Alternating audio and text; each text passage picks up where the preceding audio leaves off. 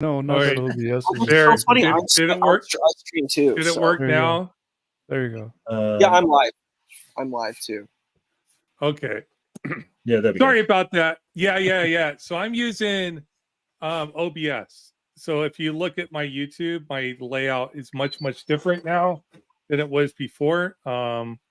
So we got like our upcoming shows on there, so people on the YouTubes can see all that stuff. But were you finished, Isa? Oh no. Yeah, sorry, Isa. I apologize. Go for it. Oh, no problem.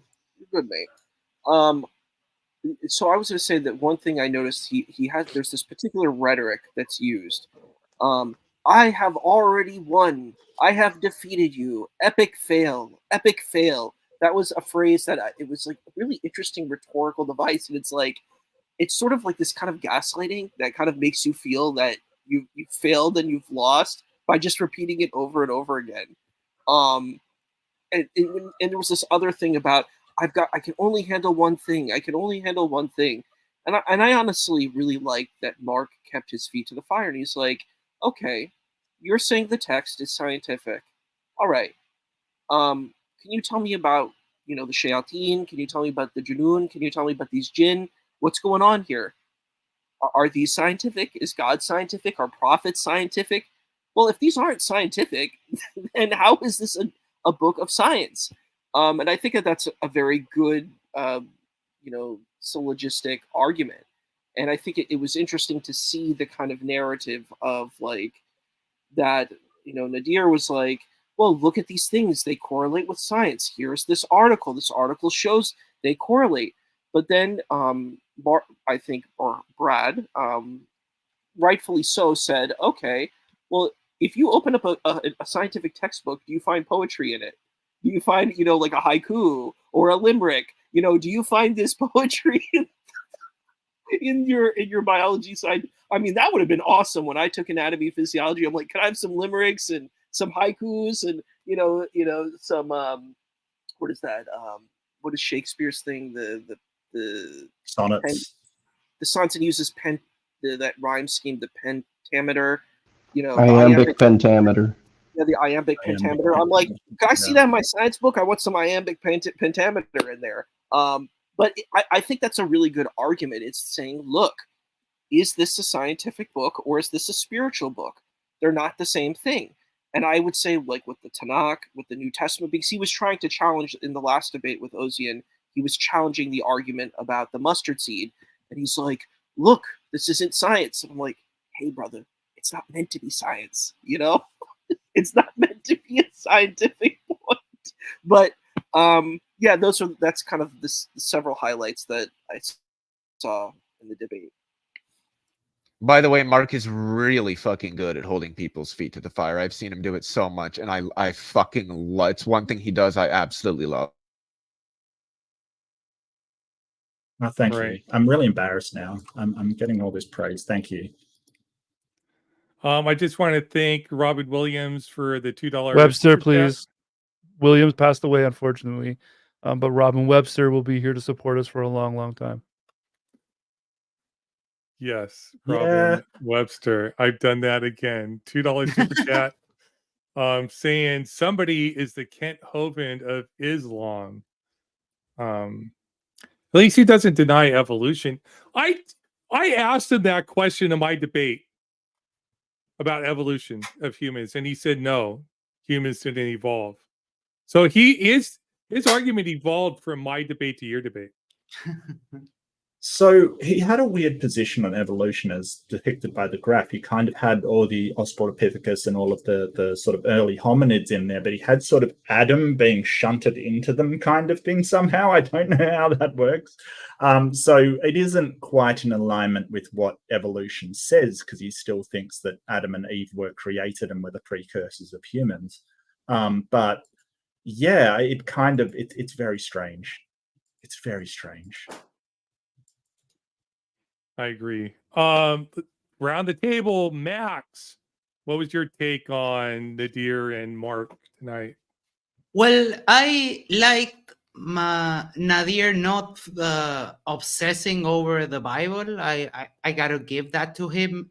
This debate was a little bit more on point. I do have to give him a little bit of a scolding because he just hand waved everything Mark said. So he went like, "Oh, give me an article, give me a paper and a contradiction on the Quran." And Mark did that repeatedly, and he just never addressed it. So he gets a scold there. So one on one, and then Mark today. Like, he's a really seasoned debate. He came prepared. He knew exactly what to do. So I'm starting to suspect that Mark might be a prophet. Like, You mean Brad? yeah. Brad. Yes, Brad. Yeah. I'm going to come out with the book of Brad. Just watch out. Oh. Really quick, I got a super chat. I'm not going to be able to share the super chats.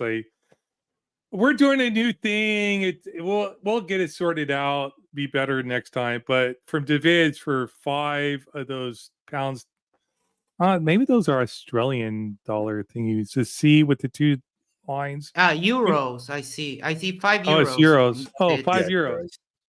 Thoughts on the Come deer, on, basically. buddy. Euros. Whatever. Thoughts on the deer? I know what, like, pound sterling. I don't know. Leave me alone. Yeah, it's like an E. Thoughts on the deer, basically saying the Quran can't be wrong because it's the word of God, and therefore it can't always be interpreted in the correct way. And maybe Justin can give his opinion on that and on the performers, and then we'll go down to Mark. You want me to give my opinion on the super chat? Sure. Thoughts on Nadir basically saying that the Quran can't be wrong because it's the word of God, ain't therefore it can always be interpreted a correct way. Yeah, the Quran can be wrong. It is wrong. What do you want? I mean, that's it. Yeah, you know what? Every time I come onto an after show, I'm either usually the moderator on the debate or I'm kind of like trying to sit on that fence. Well, I broke my fence. I'm not sitting on the fence this episode. I'm going to tell you exactly what I think. Now, let's start with Mark. Full disclosure, Mark and I have been streaming video games together every morning for like the last 2 weeks. I may be a little biased, but I'm a little upset at Mark right now. I had no idea he could dunk so hard. That opening statement was amazing. He could have just stopped talking at that opening statement at the bottom line. He showed scientific textbooks. The Quran doesn't fit on the same shelf as these books. Game over. It's not scientific. That's all I need to say about that. Nadir. Well, Nadir reminded me of when I was a child running around the yard playing with my friends. We would play finger guns, right? Pew, pew, we shoot at each other. Nadir was the kid that never got shot because he always had his shields up and always won the game. He was always that kid. He's like, no, I dodged it. Like, no, you didn't. Now, the only way that I can really, really explain Nadir's debate style is if I can share my screen. Can I share my screen? You can. I'm going to share. So, are you talking about all the times you wanted to share a screen, or do you actually have? No, I'm going to share. No, I have to share my screen because there's Oh. another book that's scientifically accurate. Not only is this book scientifically accurate, but it even helps the Quran's case. So this is a book called Green Eggs and Ham. Okay, and I'm going to read a passage from Green Eggs and Ham, and it says, I like green eggs and ham. I do. I like them, Sam. I am. I would eat them in a boat. I would eat them with a goat. I would eat them in the rain and in the dark and on the train. So this right here proves that the Quran is right, because if you don't try it, how would you know if you don't like it? And that's my impression and interpretation of Nadir's debate style. Pew pew, shields up, he wins, and Green Eggs and Ham is scientifically accurate. Yeah, but you didn't interpret that verse right, Justin. I can interpret it any way I like, and it will always be correct, regardless of cancel culture or whether they decide to discontinue this book. Well, you've read it, and you just read it, and you understand it by reading it, right? You know, your green could be our blue, Justin. Do we even have inner qualitative experiences? Also, I don't think the book ever mentions green ham, although the ham is always pictured as green. So I don't know. Scientifically inaccurate, or maybe. Anyway, I didn't give my opinion, I guess. Well, no one asked. Yeah, nobody cares. Ozian, what did you think of Mark and Nadir's debate tactics and style? I think Nadir was predictable. He did the same thing he always does in every single debate. I think Mark did what he intended to do there, which was fine. He wasn't playing by Nadir's rules. I liked how they gave you guys were getting like 2 minutes each and so Nadir couldn't filibuster the entire stinking debate. But I also had a different tactic than Mark did, I think, because I was trying to appeal to Muslims to not accept the Quran as being a source of scientific knowledge versus like as a overall argument. And I do understand like Nadir's using a tactic when he's like being dismissive like that and just dunking on people, and it is like a form of poisoning the well and sophistry, rhetoric used in a negative way. He's not engaging honestly with the interlocutors and not coming to the same place they are at. When it came to like unscientific versus beyond the scope of science, like if you look at the definitions of those words, unscientific could be towards any type of claims that aren't using the scientific method, where beyond science are claims that you can't understand through science. But Mark was clearly using the word to mean beyond science. Like, and unscientific encompasses beyond science and pseudoscience and the whole gamut of stuff. So like Nadir, I think, was being pretty dishonest by saying that wacky, quacky, whatever the heck. And it's a dishonesty, and I don't think he should be engaging that way with people.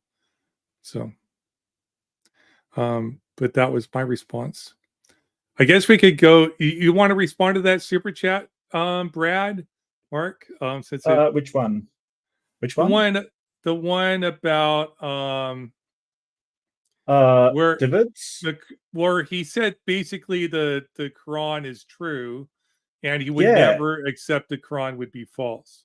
I wouldn't mind. The best question, I had a thunderbolt moment in the Q&A where the best question was, well, what if the science turns out to be, we're wrong about that? Will the Quran be wrong? And he basically said, well, my interpretation would change so it's right.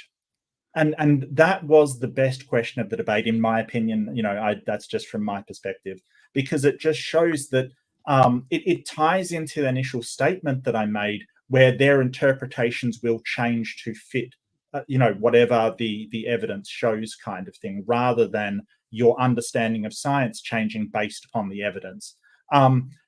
I think it was beautiful, and the fact that he couldn't just say no. If something changes and it turns out that the barrier in the ocean is wrong, then the Quran is just wrong. The fact that he can't do that shows it's not a science book, because that's what we'd expect from a science book. If we learn something and it shows the book to be wrong, we bring out another edition and update it. We change it because it's wrong. And that just shows that it's not a scientific text, because that's what a scientific text would do. So I think that was the best question I asked all thing. That, by the way, that 2-minute thing, that was at Nadir's insistence. He wanted that really badly. He needed it. Sorry? He's the one that needs it because he won't, like, whatever. Good. He was insistent on it. I'm like, I'm fine with the back and forth, but if you want to, and he's like, yeah, I want 2-minute intervals so we both get a chance to speak. And it's like, okay, cool. Sure, I have no problem with that. As always, I took copious notes, so 2 minutes doesn't bother me in the slightest. So, yeah.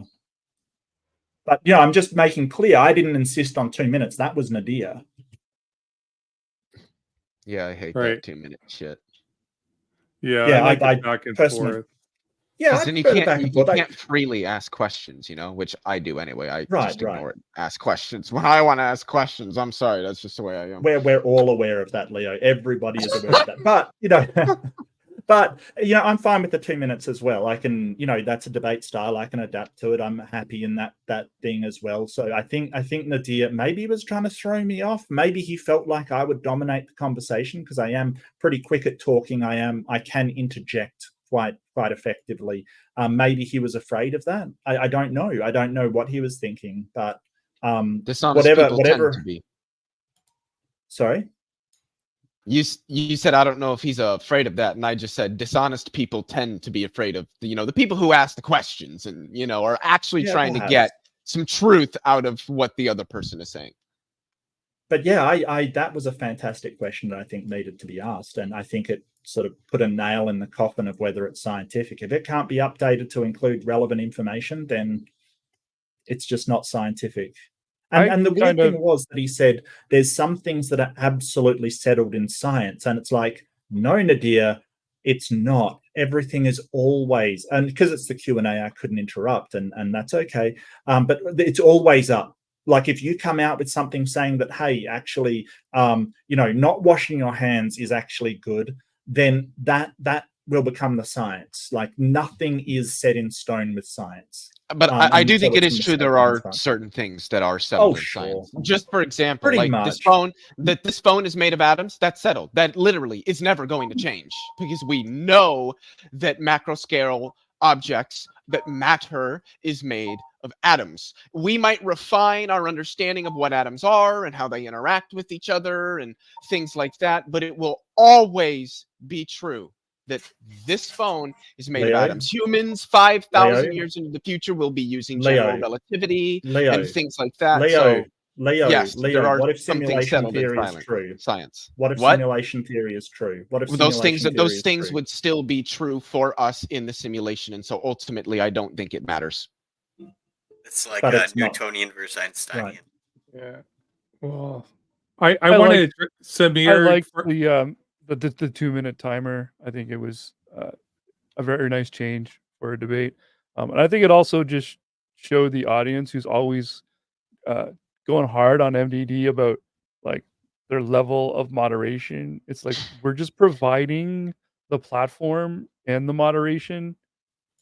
This debate style is like pretty much up to whoever's coming on stage. So if Nadir wanted a certain format and Brad was willing to agree to that format, hey, that's the format we're going to provide, right? Yeah. Are we rolling with this Brad thing? No. Really quick, Samir, for saying when I say it's a dishonest tactic, it's definitely a dishonest tactic. You can disagree with that. But when the person is when he's saying he agrees with the definition you're using, and then the other guy says, no, you're not, that's dishonest, dude. You need to come together as an honest interlocutor and come to an agreement on definitions. And Mark was agreeing with the definition, and Nadir was insisting that he wasn't. So that's dishonest. I'm sorry. And my favorite, get a definition out of him. It was like pulling teeth trying to get a definition of science out of the man.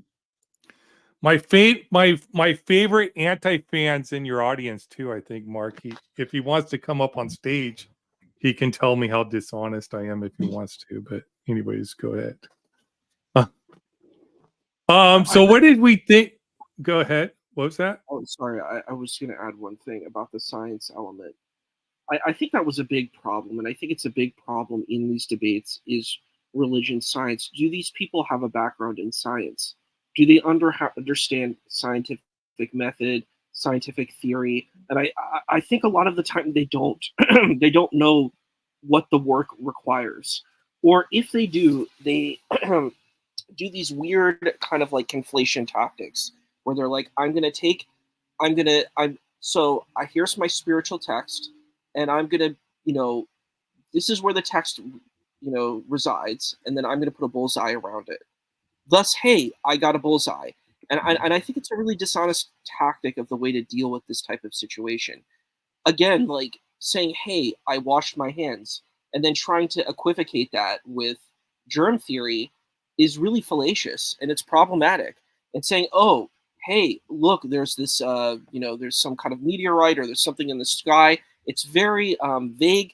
I'm going to make it specific. Thus, my specific interpretation is actually fulfills whatever this vague narrative is. This is not science, and it's not, and it's really dishonest, I feel, and I don't think we should do that with any scripture. Can I add on to that? Because that takes me back to my debate with Ross and you also mentioned, like, it's not just understanding like what science is, but how it's done. And I think that's really important, because that the data analysis, the statistical analysis, all that stuff that is done, particularly in the modern age in science, is very important to understanding what science is. And I brought that up with Ross and he just kept projecting that. But also with the other thing that you said with this, like, washing hands, I agree that that's like, if you 2,200 years ago happened to notice that if you wash your hands before you eat, you get way less sick, way less often than everybody who doesn't. Like, yeah, a human is going to be able to pick up on some causative, factor playing into that. But that's not science, because science is more rigorous. It's more systematic than that. And something like germ theory is much, much more systematic than just making this correlation between washing your hands and getting sick way less. So like Issa was saying, when people try to equate the two of those, it's just never going to work, because science is not just a set of methods. It's how those methods are used, how they're implemented, and the processes that arise out of their application and that are involved in their application. And one thing that I think that a lot of people miss, and this will be my last point, is that science is very processual. Science isn't a thing so much as it is a process. And that's why, as Mark was alluding to earlier, science leaves room for correction, because it's a process. Well, I want to push back on that a little. Because you didn't see my intro, did you, Leo? Okay, Leo's gone. Leo has been cursed. So no, I was shaking my head.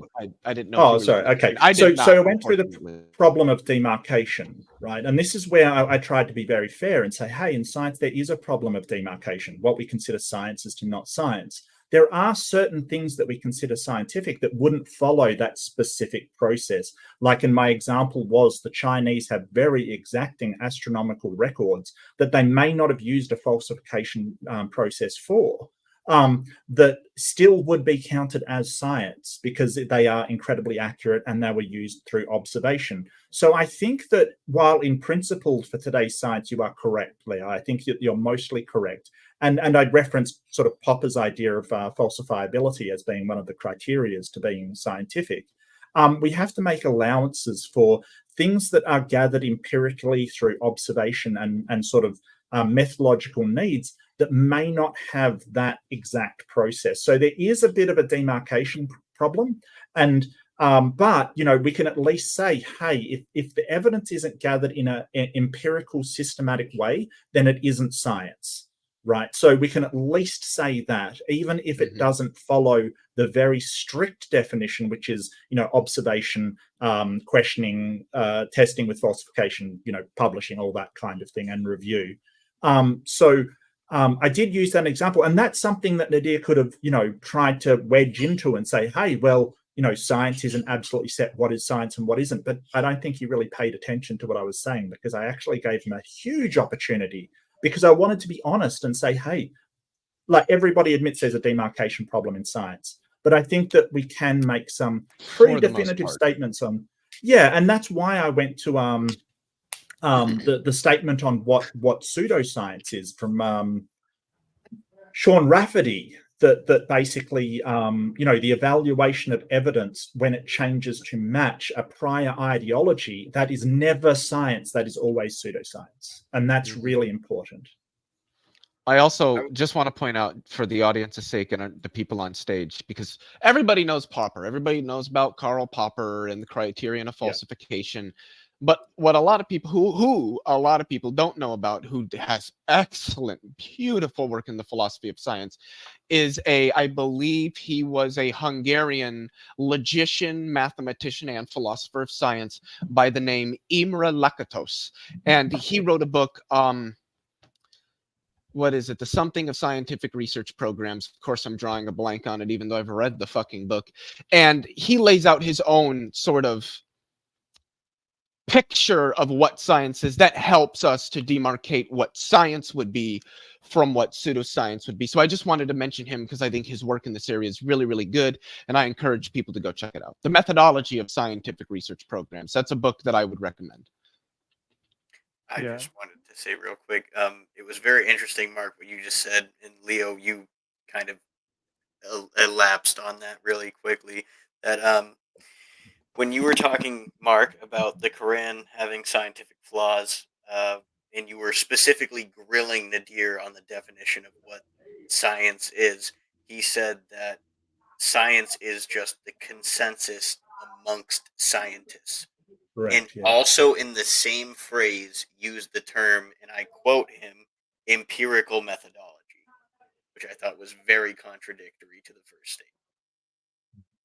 Yeah, this is a problem. Like his argument, he's not making this, he's not distinguishing clearly between non-scientific claims and scientific claims. So I think his argument is anything that's not explained by, that doesn't agree with science in the Quran is a miracle. So it's not knowable through science. So there's no possible way that the Quran could contradict science.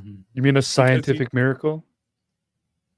Yeah, like he's God, I still love that the term. Quran that way. Oh my God, it's a contradiction in terms, and the way that he's sort of misrepresents all of scientists and say, "Oh, scientists admit miracles and all of this." It's sort of.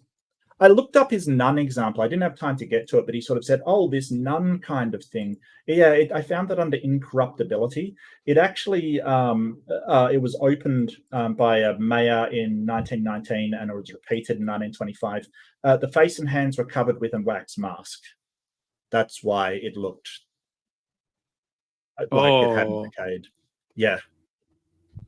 And then even the same thing where he's saying like science is just the consensus among scientists. I mean, at one point the consensus among scientists was that to cure your headache, we'll drill a hole in your head, and by his definition, that pressure. That would be perfect science. That that's it, and that's his argument, his foundation for this must be true, with complete disregard to the fact that no, we figured out a better way to take care of headaches. We don't have to take a drill and a stone and go into your brain. Yeah, though I will say, some things are inaccurate and still scientifically discovered, kind of thing. I will say that. Like I was bringing up that book of the Aether, basically, that hey, it does have scientific concepts in there. There's galvanization in there. There's conduction of electricity in fluids and solids. It does have some correct information, but it is scientifically inaccurate. And that book was scientific. It just wasn't accurate. So we've got to sort of, some things that are scientific isn't accurate, and so when we say scientifically accurate, we're saying phlogiston, right? Like it may have been scientifically investigated, it may not be accurate, and that's okay. That's, it's like, so if somebody is researching whether there's miniature black holes kind of thing, they're still doing science. They're not actually accurate in what they're doing. Like, if they say that it's but just the investigation. Everyone working in string theory. Wow, shots making fired. bold claims out here today, boys.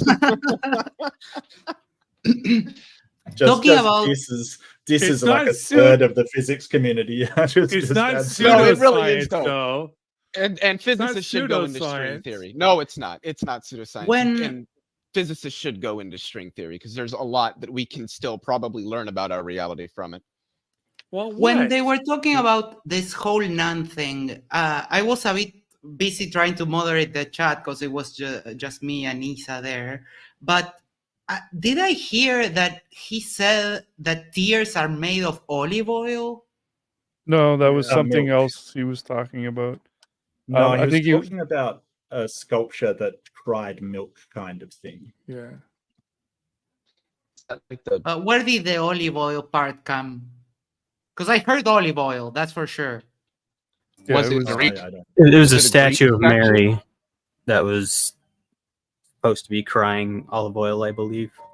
Oh, I thought the statue was like period blooding. Wait, no, that was a South Park episode. Okay, no, I'm sorry. Continue. Well, I love how he sort of says, "Oh, these miracles," but they're not miracles; they're actually demons, because he doesn't want to give Christianity the credit for those ones. So he quickly sort of says, "No, they were provided by demons." So, Freudian slip, maybe.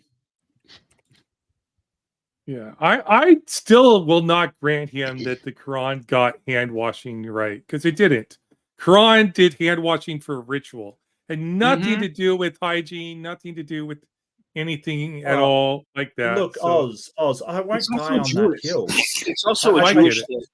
Okay, so I won't die on that hill, right? There's no reason to, because you can say, hey, maybe it did get this absolutely 100% correct. It doesn't matter. The question is, did they arrive at that scientifically? And no, they did not. There's no reason to fight over these tiny little things when you can point to glaring, horrendous errors in the Quran and sort of say, hey, that is not accurate to science in any way. And if it was, you wouldn't have to take these massive leaps of interpretation that he is doing to say. But I loved. So number one, here's my thoughts. Okay, I'm going to share with you my thoughts. I have to get this out before I explode. Number one, he's sitting there talking about atheists like, oh, you know, you're debating these nameless weirdos on the internet. And I felt like saying, Nadir, you're a nameless weirdo on the internet. Like, I'm really sorry, mate. It just that's just, you know, you don't have a huge following. You're not a celebrity. You're just, you know, like me, a nameless weirdo like on me. the internet. That's what. Yeah. Whatever. And then right, it's sort of the leaps that he's making, and he went from lamps to stars to lamps to meteorites, and it's like, dude, make up your mind. And then he accused me of doing that. And I'm like, what the hell? Like I said, oh, these are stars. Oh, it doesn't say stars. It says lamps. Ha, how wrong you are. And I'm like, well, I'm glad you said that, because NASA doesn't say that stars are lamps. And he's like, oh, well, no, they're stars. What? I don't understand. Sorry, I had to get that out. That was too funny. did want to touch. I knew the Quran better than Nadir when it came to hand washing too. Like, he didn't know that was in the Quran. It's so funny. Like, I don't think he's that good with science or the Quran. But go ahead, Issa. Sorry. I want to go through the religious argument for this. Where is this coming from? So this is coming from the Hebrew tradition. So the idea is, and this is a problem that I've seen with a lot of Muslim apologists, is that they want to deny the Hebrew tradition. They want to say that this Hebrew tradition doesn't exist. And they're like, well, they're all Muslim people. And I'm like, but they're Hebrew people with the Hebrew distinction. So they have a Hebrew culture. And it's like you're doing something that I think is, as a DEI person, is very problematic. You're doing cultural erasure. You're doing an erasure of the Hebrew tradition and trying to say, I'm going to Arabize it. And I'm like, no, these people were Hebrew people. They had a Hebrew culture. So what were they doing? Where did this thing come from? This hand washing practice is a Hebrew practice. So that's a really important thing of engaging this situation. So the idea is it's a spiritual purification. It's not like a physiological purification. And that's the problem. There's a conflation, because they're saying, oh, wow, look, we know how to wash our hands because it makes us clean. No, it's not about physical cleanliness. It's about spiritual cleanliness. That's why you have things in Islamic tradition like wudu and ghusl. Wudu is like a smaller purification, and ghusl is like a bigger purification, like a shower. But these are all spiritual purifications. You don't need to use shampoo or soap or any of those things when you're doing this stuff. So that's the problem. You're like, hey, I'm going to take this thing that's supposed to be spiritual, and then I'm going to make it into this thing that's like medical and physiological. And I think it's disingenuous and problematic, personally. Yeah. And that's exactly what it's about, because the Catholics have a similar tradition where the priest, before breaking the Eucharist, washes his hands. And in fact, this has happened in every Catholic mass I've ever been in, speaks the words, Lord, wash away my iniquity, cleanse me from my sin. It's a spiritual cleansing before touching and handling the body and the blood of Christ. That in the Catholic tradition. But I also wanted to add on to what Mark said, because he kind of touched on this a little bit. And I think it's a good point, is that it's possible to get the right answer about something in reality and it still not have been done scientifically. It could be just luck. You guessed. and you got the right answer. You were accurate. But if you didn't use empirical methodologies and scientific practices, then you didn't use science to get that answer. That answer was not gotten to by applying science. It was either luck or whatever else, whatever other process it may be. So that's something that needs to be looked at, is that, sure, we could grant that the Quran got it right with respect to washing your hands and, health and everything like that, but it still doesn't make it science, because they didn't apply scientific methodology in arriving at that answer. Like I was mentioning earlier, it could easily be arrived at via mere by recognizing mere causative relations.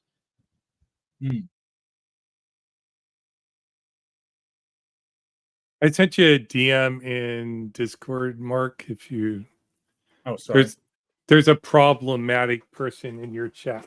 Anyways, just saying. Oh, really? What? What?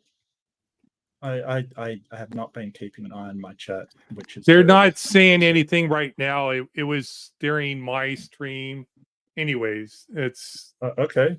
Well, they're welcome as long as they're, yeah, that's fine. Yeah, I sent to you what they said, but just so you're aware. Thank you very much. I really appreciate it. Ozzy, something I think is a common thread here is that Nadir seems to own the meaning of words. So maybe Issa and I get more mad when he gets to own the interpretation, the religious interpretation. We're like mad that he gets to have, this is how it's interpreted, this is how it's understood. I'm right, you're all wrong, and that irks me, and it seems to irk Issa a little bit more. I'm less irked by the science definition. I'm not a scientist. I'm not even sure I'm a good one to even, give any of these definitions. But what are the people that are irked by it still irked by? He seems to think he owns the definition of words.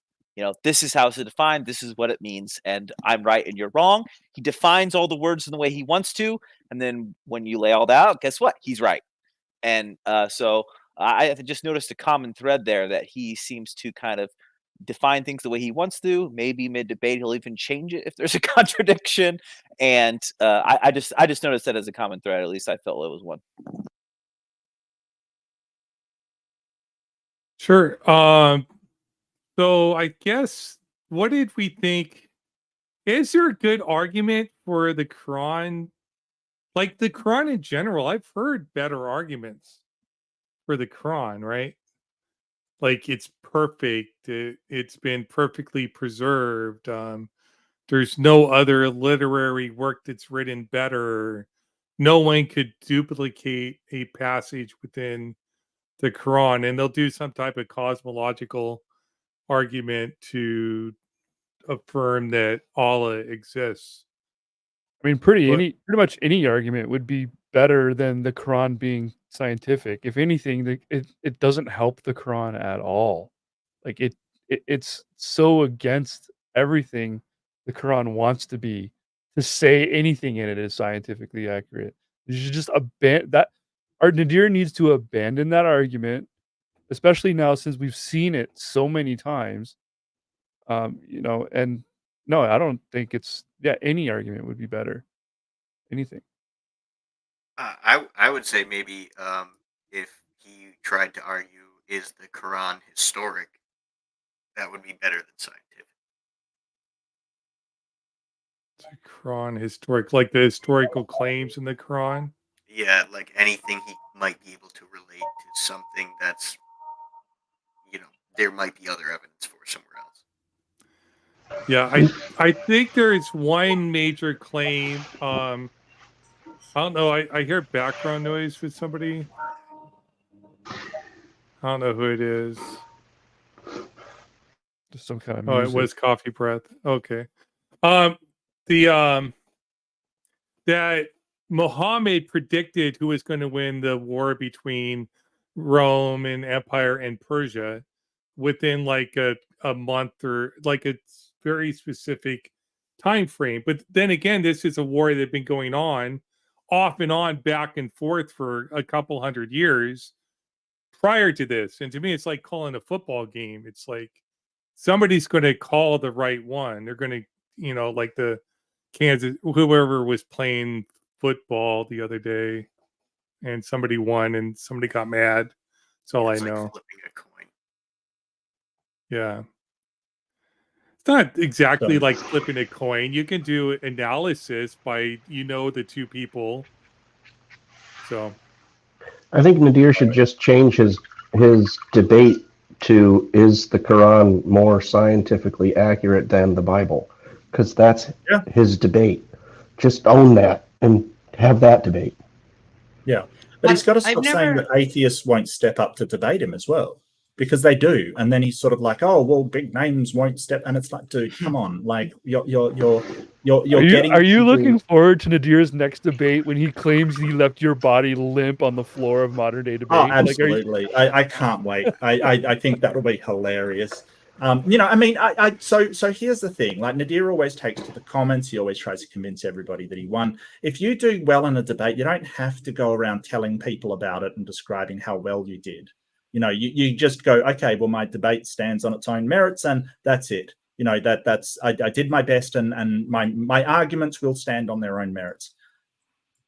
But Nadir can't do that. Yes, go and chase people and say, I think that's important too. It's very bizarre. The particularly even just thinking about the tactic of attacking things like the Bible in this position.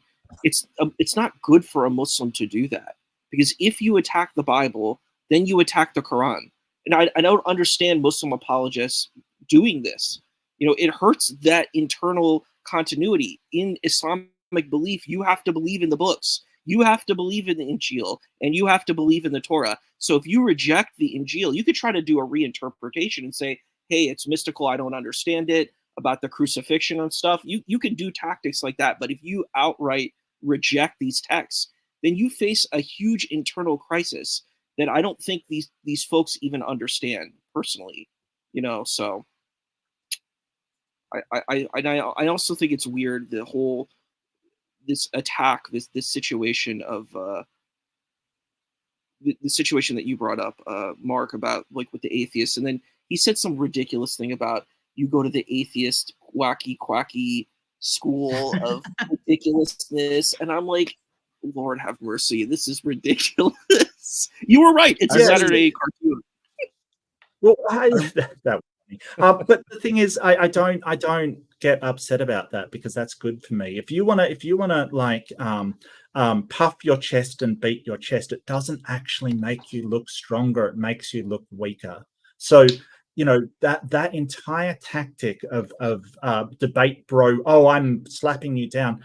People can tell that you're just compensating for your bad arguments. I trust people can tell that. So I go ahead, do it. It doesn't. All you're doing is hurting your own debate arguments. It doesn't worry me. How is it that once again the two bald guys with like almost identical headsets have ended up next to each other? Ozian, what are you doing? Huh? I just like being near Dr. J. I just like being near Dr. J. I grew up my facial hair on vacation just to try to like have a little difference. Come on, I'm working on it over here. Don't I count for anything? Yeah, but you got facial hair. And glasses, and the other two don't. If they wear glasses, they don't have them on. I think It's Billy like and I have enough to share. It's like a 3-stage picture of growing beard, like none, a little bit, and then a lot. And then apparently black guy. Yeah, or I should say brown guy. Everyone eventually turns into a black guy, don't you know, Leo? That's eventually what and happens. then all black guys turn into crabs. Crabs is the end stage. We'll all become crabs. Yes. Crab people. I really want to debate Nadir on Islam versus atheism. I think that would be really fun. Let's see if he actually has any arguments against it, because I'm sure he doesn't. And it also gives me an excuse to kind of just beat him with the problem of evil for like an hour and a half, which would be a lot of fun. He will do the same argument. He'll do the same stupid scientific argument. He won't. He doesn't know how to. He doesn't know how to respond to the argument from evil. I don't even have to try to look for him talking about. I know he couldn't. The best thing Nadir would do, and the most shocking thing Nadir could do, would be to show up to another debate and come with a totally new set of websites and PowerPoints to show us. Well, I'd be debating him on a completely different topic. I'm not debating him on this topic. Can I share my screen just because I feel like we haven't shared a screen in a while, and it's just for fun. Hugh Hammond said that Nadir should debate Howard. George Howard Stirrup. Oh, yeah, that would be great. So I'm pretty good with the snippet tool. If you guys didn't know, I mean, Ozian knows I'm pretty good with that snippet tool. And during the debate, I was sending Mark little pictures of himself. Yeah, so the first one is when Mark Reid smells blood in the water. This was pretty much really early in the debate. And a little bit later on in the debate, the bottom one, that's when the shark has had enough to eat and couldn't possibly have another bite. I don't know. That first one with the smile was so good because Nadir just kept coming back to Mark with like, yep, again, Mark didn't say anything of importance. It's like, no, he had nothing but meat and potatoes on that plate. He just served you and you're just going to ignore it? Like, no, I don't think so. I want to know why Nadir's running away, and he's not here right now. He knows this is happening, and he's running away. He's the same reason of why they didn't get to read all the super chats. Or Nadir was on a clock today.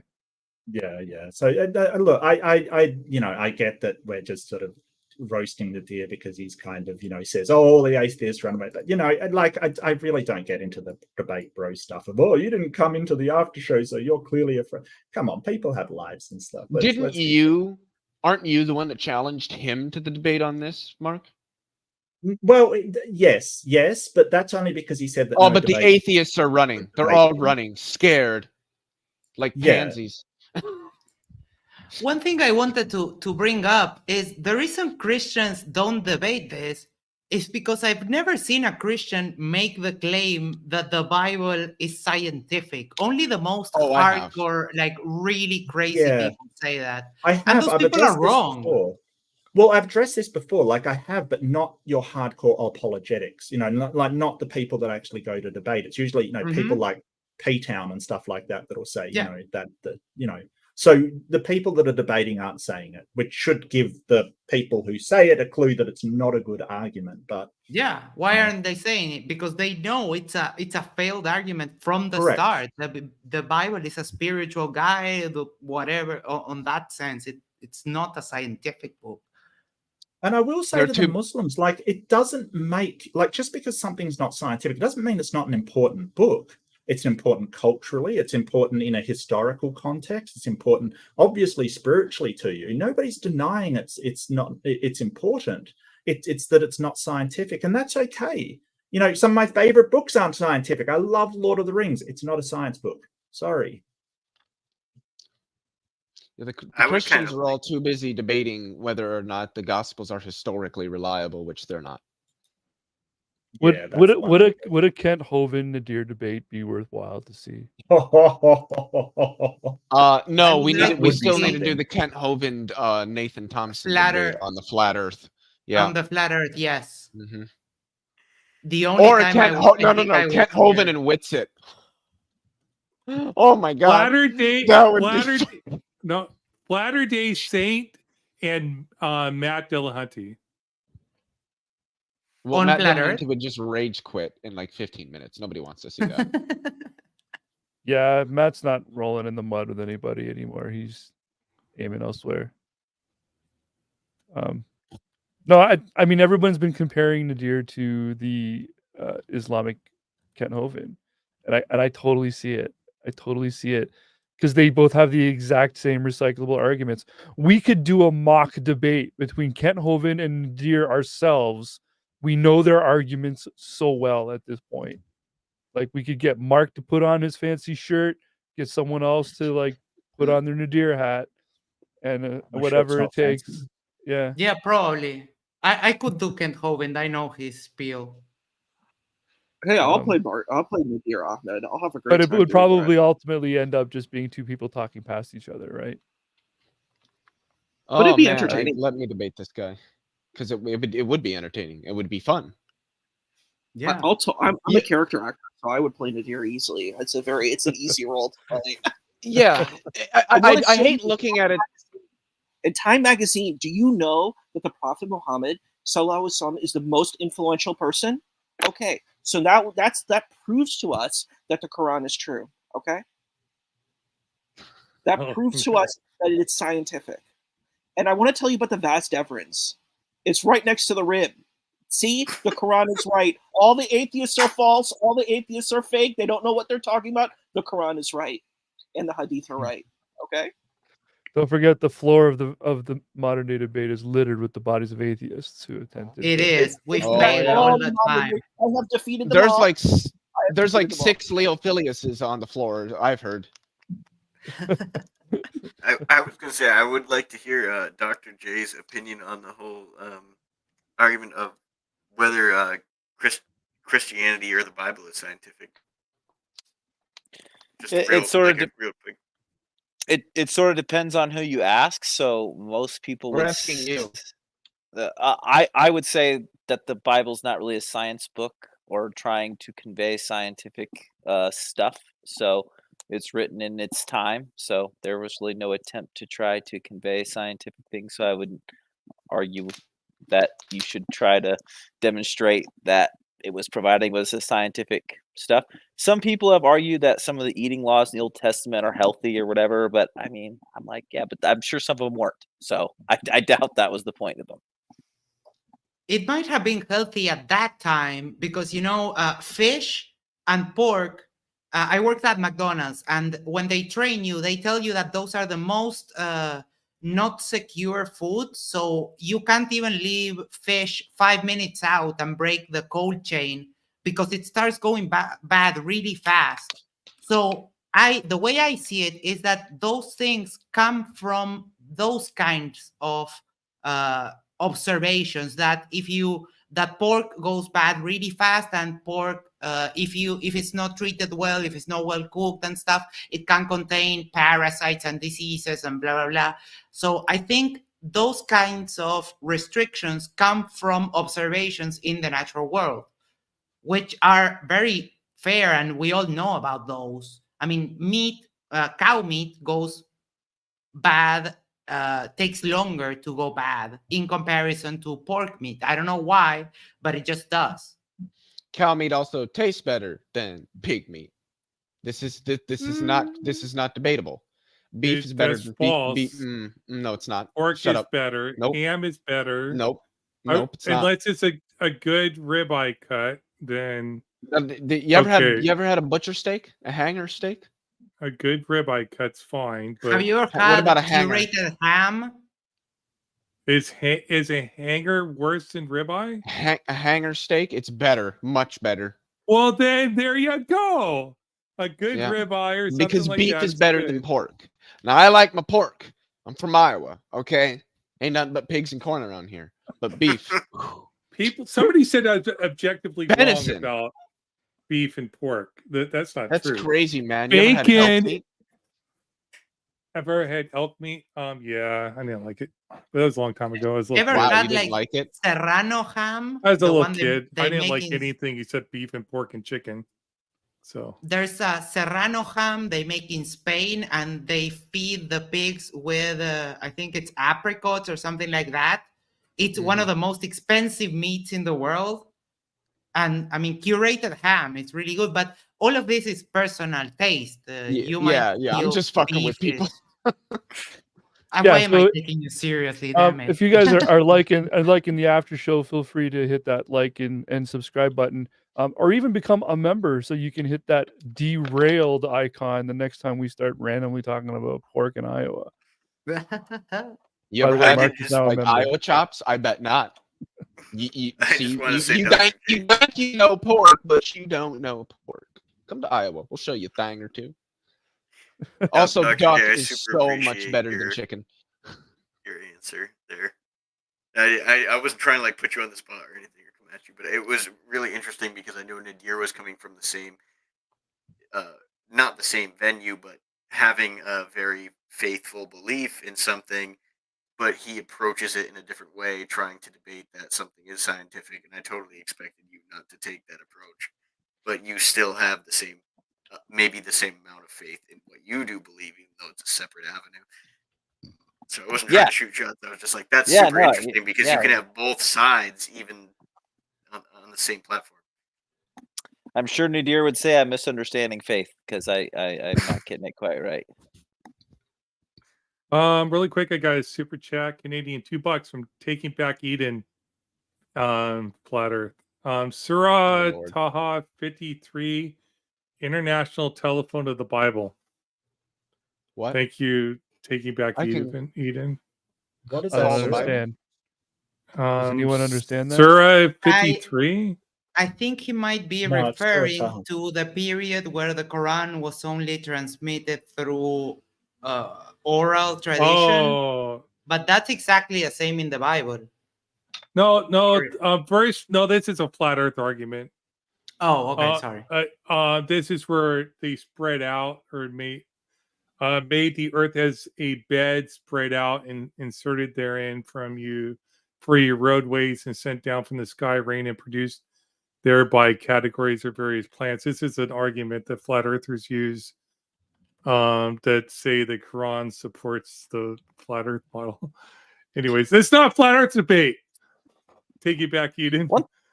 One thing I'd always like to ask religious people that are flat earthers, and usually I don't speak much in those after shows or whatever, but I just wonder, like, if you found out that you were wrong, would you lose your faith? Like, are you hanging your faith on the shape of the Earth? I'd really be interested to know what they think about that and if they've thought about that deeply.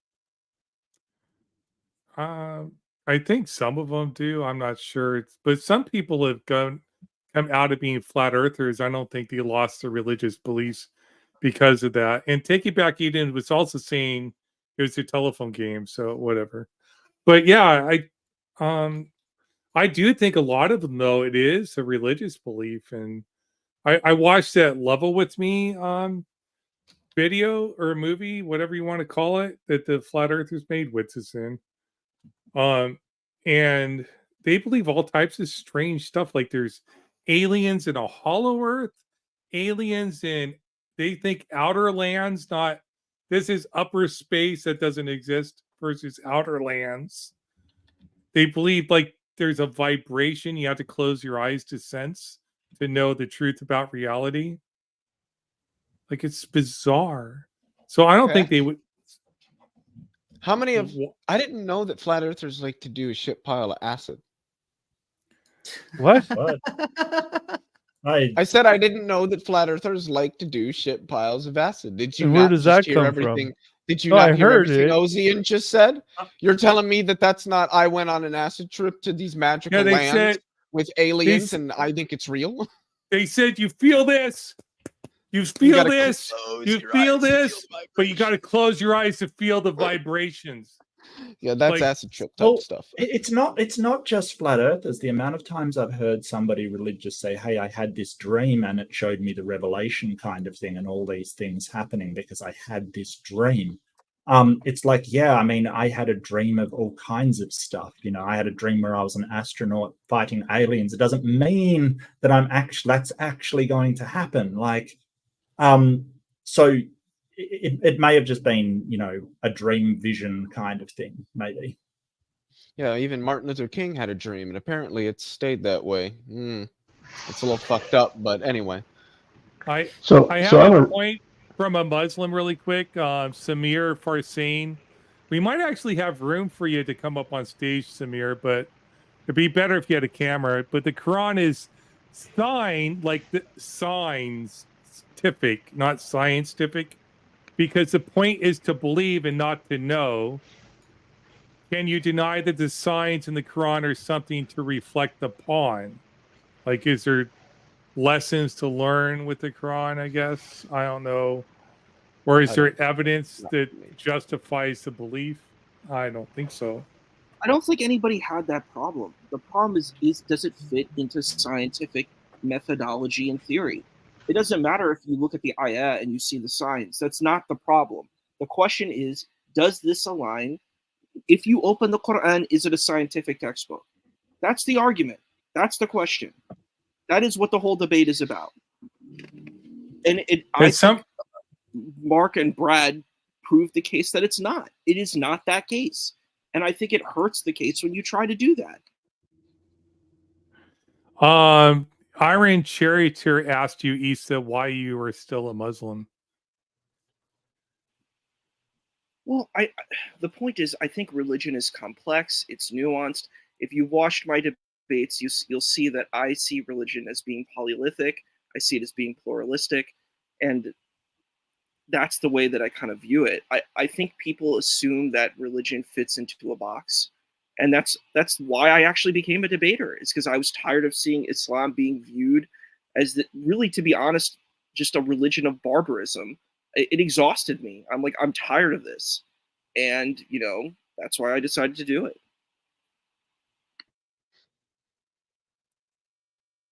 Yeah, sounds like almost my journey into YouTube, except with science instead of Islam.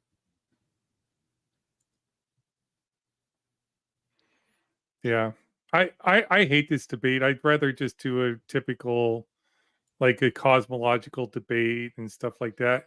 Do you guys, like, any of the atheists like doing theology debates, like arguing the Bible? Yes. Or no? You do? I love it. Boring. I don't mind it, like if a debate on did Jesus resurrect from the dead, because all I have to do is just run an argument against miracles, and that's not that hard to do at all. But other than that, I don't give a fuck what the Bible says. It's boring to me. I don't care. Well, I don't care if the Bible endorsed slavery. I'm not going to. I don't care. I don't care. It's not relevant to whether or not God exists, and that's the question that's being debated. That's what I'm focused on. Leo, you take a breath. Let's people. You take. I'm sorry. I'll mute. It's the odd. I don't mind religious debates kind of thing. If you're talking like, like Leo said, did God exist? Is there a God? That I'm fine with that. I'm really good with that, which is kind of philosophical as well. So if you're talking about philosophical kind of religious debates, if you're talking about sort of meta-analysis of the text, like, is the Trinity true kind of thing? Yeah, that bores me. Theology. That's like people going, is Superman or Goku the strongest? I don't, I'm not. I don't have a dog in the race. So number two right here. I like the debates, and I like to go into like the specifics of the theology and try to poke out holes there. I find that very fun and entertaining. But how can you poke holes? Like, if they don't have any internal contradictions within their own theology because of how they interpret it, like Nadir did tonight.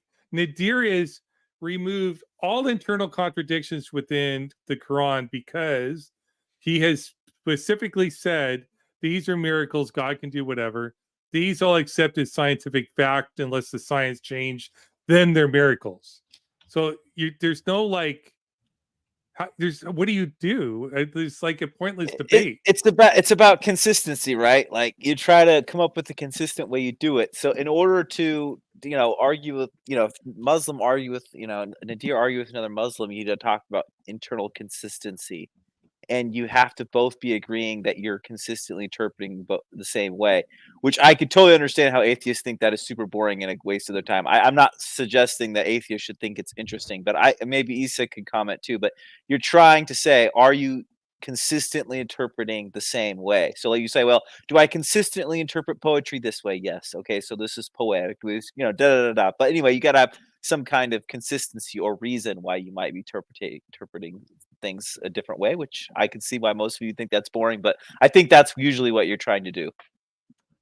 Nothing turns on that, and for me, that's what makes the discussion boring.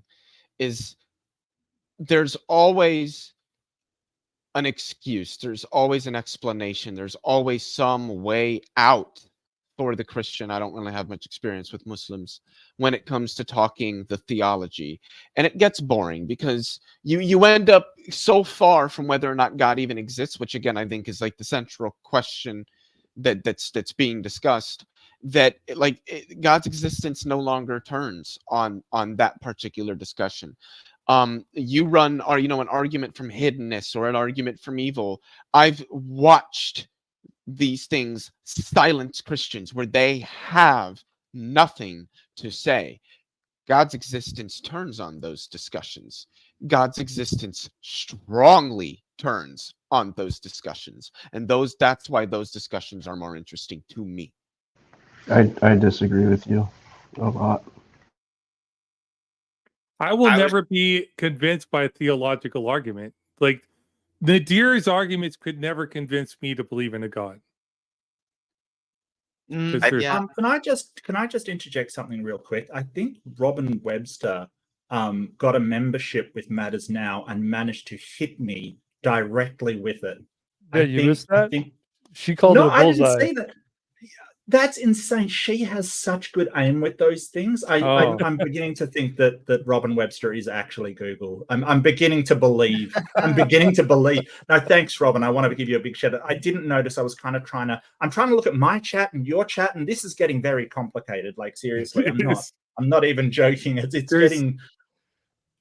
There's 84 people between the two channels, and it's weird because her gift membership came up on this chat on StreamYards, not on the stinking YouTube chat. I accidentally disconnected the YouTube chat for MattersNow from StreamYards, so I don't know what's going on. But, okay. But Iron Chair Deterred asked a question for Isa.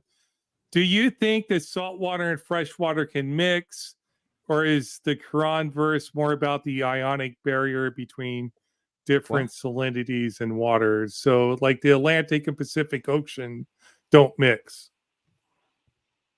They're asking Isa.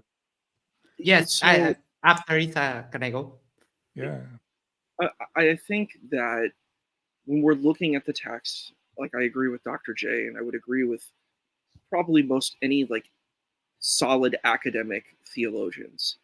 The way that this is looking at is the spiritual guide is looking at what is around them. And it's very funny because Nadir in one breath will tell us, hey, look at Jesus. He's completely off the mark with the mustard seed. I'm holding, man, I wanted to talk to him about that. I think it was so nutty that he kept bringing that up.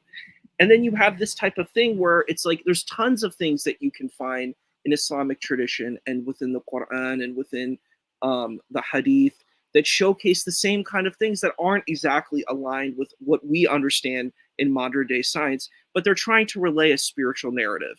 And I think that that's the idea, that with most of these things, it's not science that's being conveyed. It's using naturalistic elements to convey a spiritual narrative. So that's the way I would view most of these things. And I think that's how we should engage it, as opposed to trying to, give it like a religious wallpapering. So you don't accept it as true. Go ahead, Max. Sorry.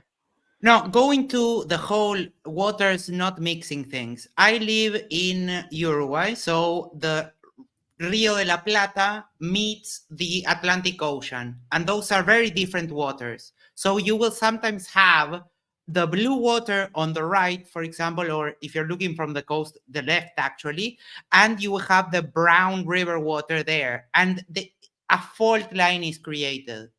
The Quran says that those waters don't mix, but on that line and below the waters, there's a constant exchange of water that they're mixing all the time, because that's what water does. If you put cold water and hot water together, you get warm water. If you put saturated with salt water and water without salt, you will get less concentration of salt. That's just what water does. It looks like it doesn't mix, but it's actually really mixing all the time. And there's nothing you can say to make that verse fit the narrative that you want, unless you hand wave everything away. Somebody said it looked like Penn Teller, so it's like, what? That's a compliment. Does that make me Teller? Well, Teller never talks. Oh, so it's Billy Bomb. Yeah. I haven't said anything the whole time, I guess. Yeah. Do you think the Quran got any scientific facts from Galen or Pliny the Elder? Probably, yeah. I think so. I think Muhammad talked to scribes and talked to people who are knowledgeable. I don't see why he wouldn't. He seemed to like knowledge. And, nobody's sort of saying, hey, he didn't have knowledge about the world. Just, whether it's scientifically acquired. And there's some knowledge in there which definitely not was scientifically required, nor was it accurate. So, but yeah, if he got some information from scribes and other scholars and people who had studied the natural world, I mean, this is the thing, like, science was done back in the age of Aristotle and Euthyphro and Eratosthenes and all of these great things. It's been done for ages. It's not like it's, well, if you're not today, then you're not doing science. No, it's just it has to be empirical and verifiable.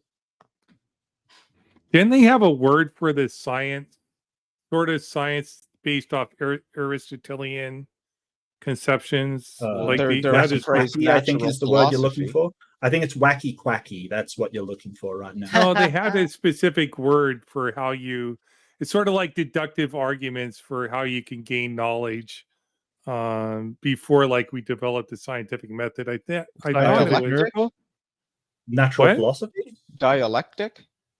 Nah, it's okay.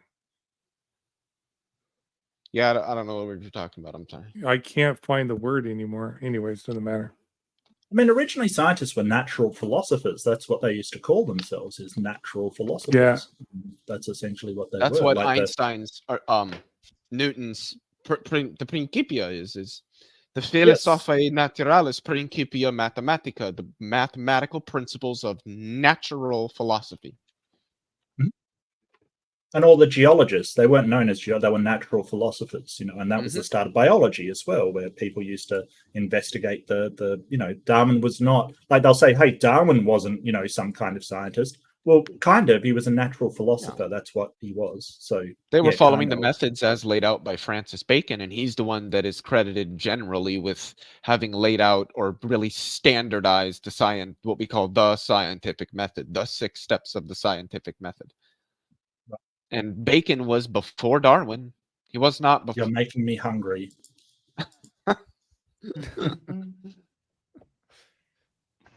I just want to say really quickly that during the debate, Max was moderating me in the chat, and I think you were right to do so. No, I think you're fine. I was like, I am being a little bit rough inside. You were a little bit, yeah. Yep, but, you're right. I mean, in general, when we bring that up to people, hey, attack the arguments, not the people, don't insult. I had to time out one person, which was being like really hateful.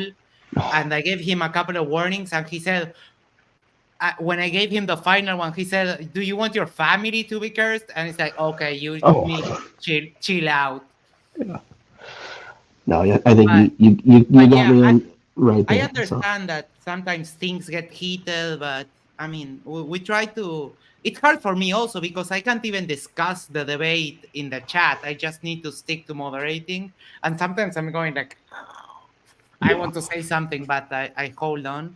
But yeah, I mean, I'm sorry. It's not personal. We just try to keep things civil, because if one side starts insulting, then we can't. The other side will also get their chance to insult. So yeah, okay. I don't.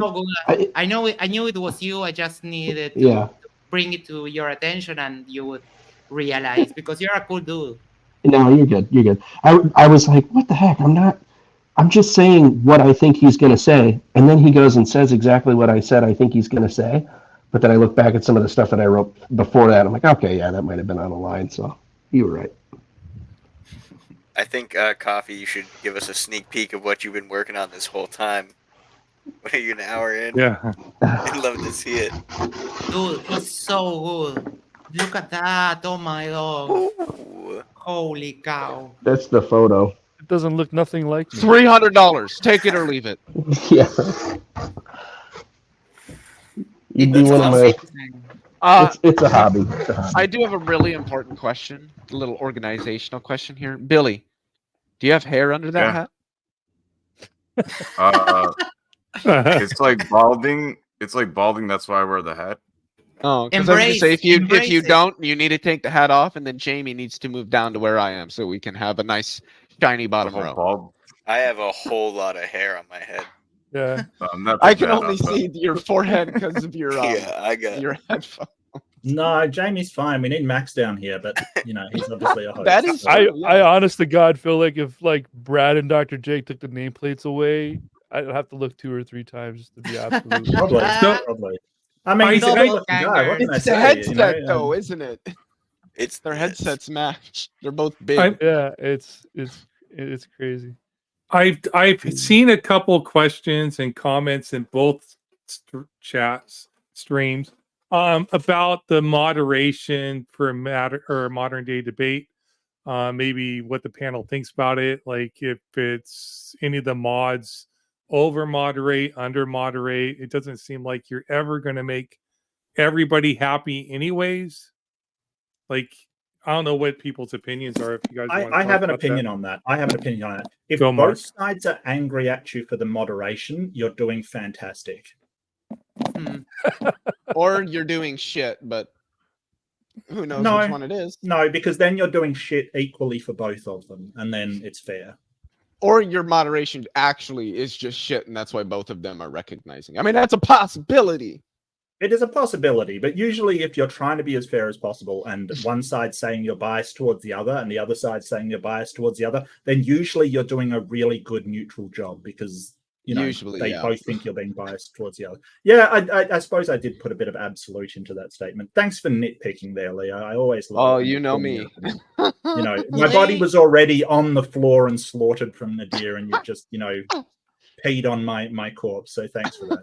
Today, there was someone very, very upset that their $5 super chat wasn't read, and it was about the camel urine thing. Oh yeah. And he was very upset. He was calling Ryan a scammer, and that I don't think that's fair.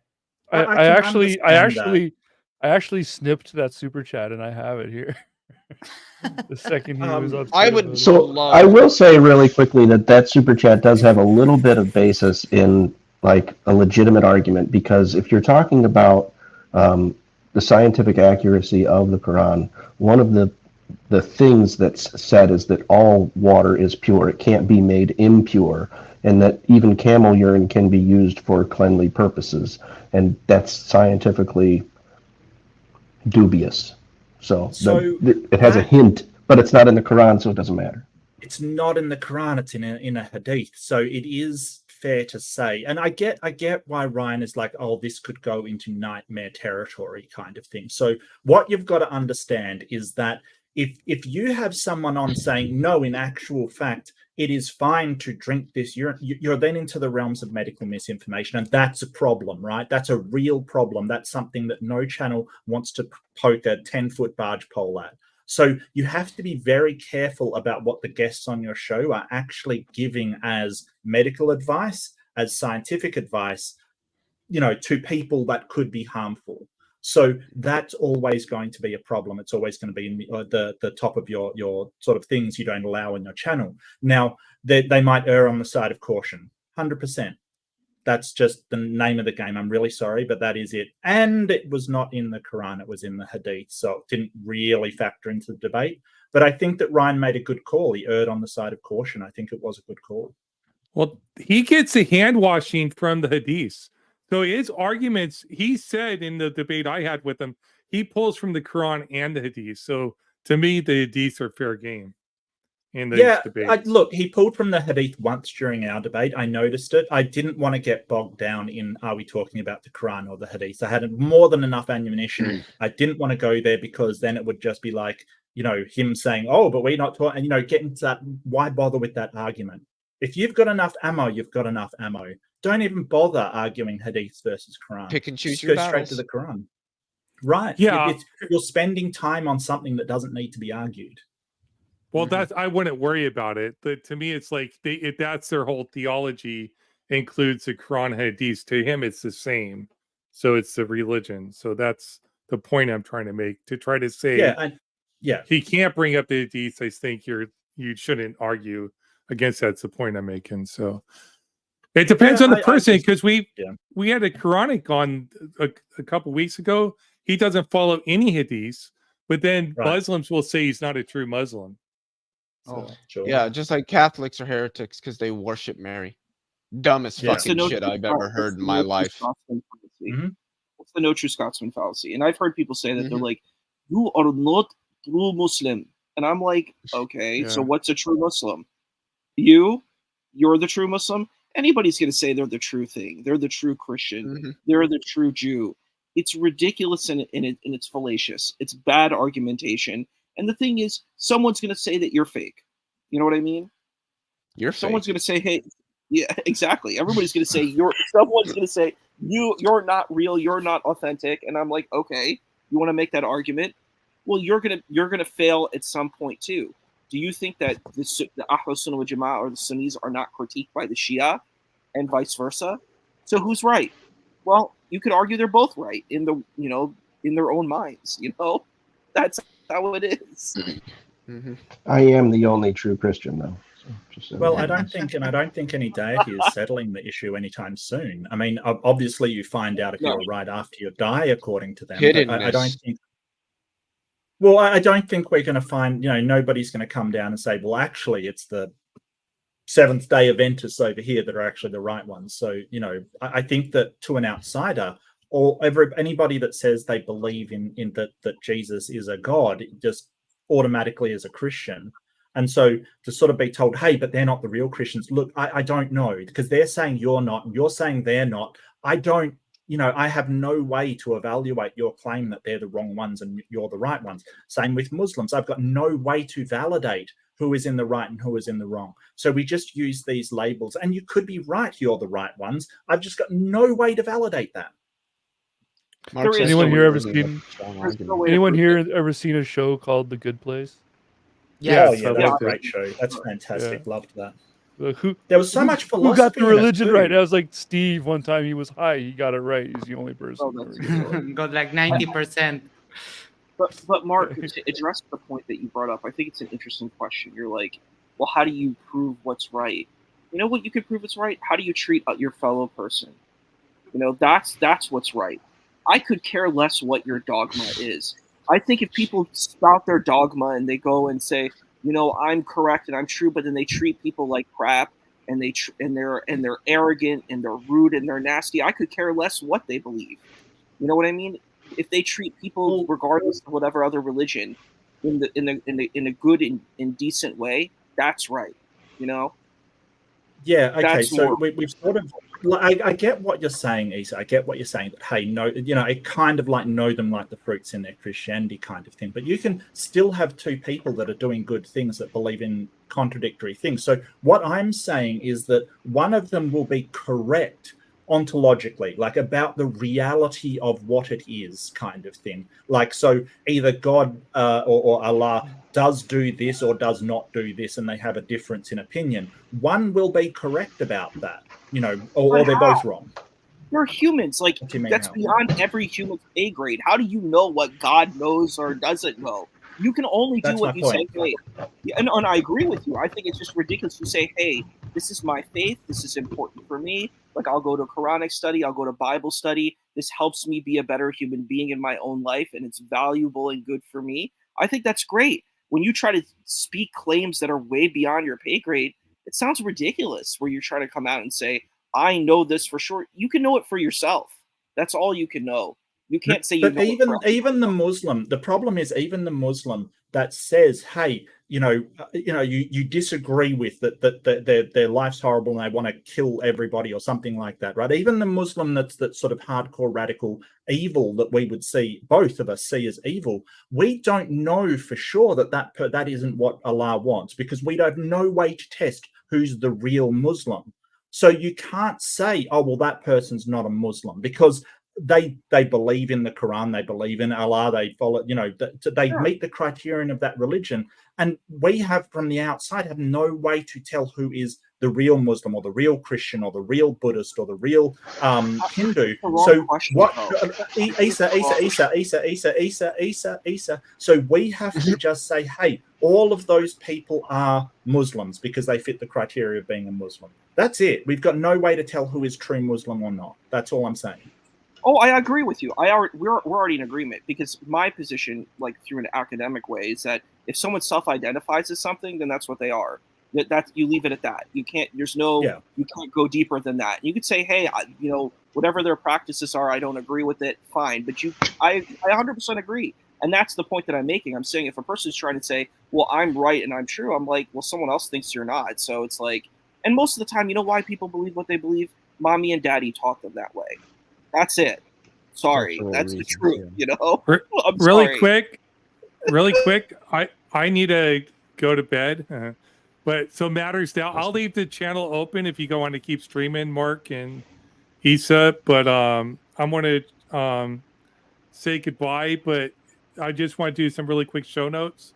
So I just want to thank everybody for coming to the panel. Thank you very much, Mark, for giving that entertaining debate. I would thank Nadir too. If he was here, I appreciated our conversation also. I'm not going to do a really long goodbye for this time before I shut it down. But people, there's been a scrolling thing going on nonstop. Tomorrow, I think there's a Jay Dyer debate on the Trinity versus the Tawhid, which is like unity sort of. Yeah.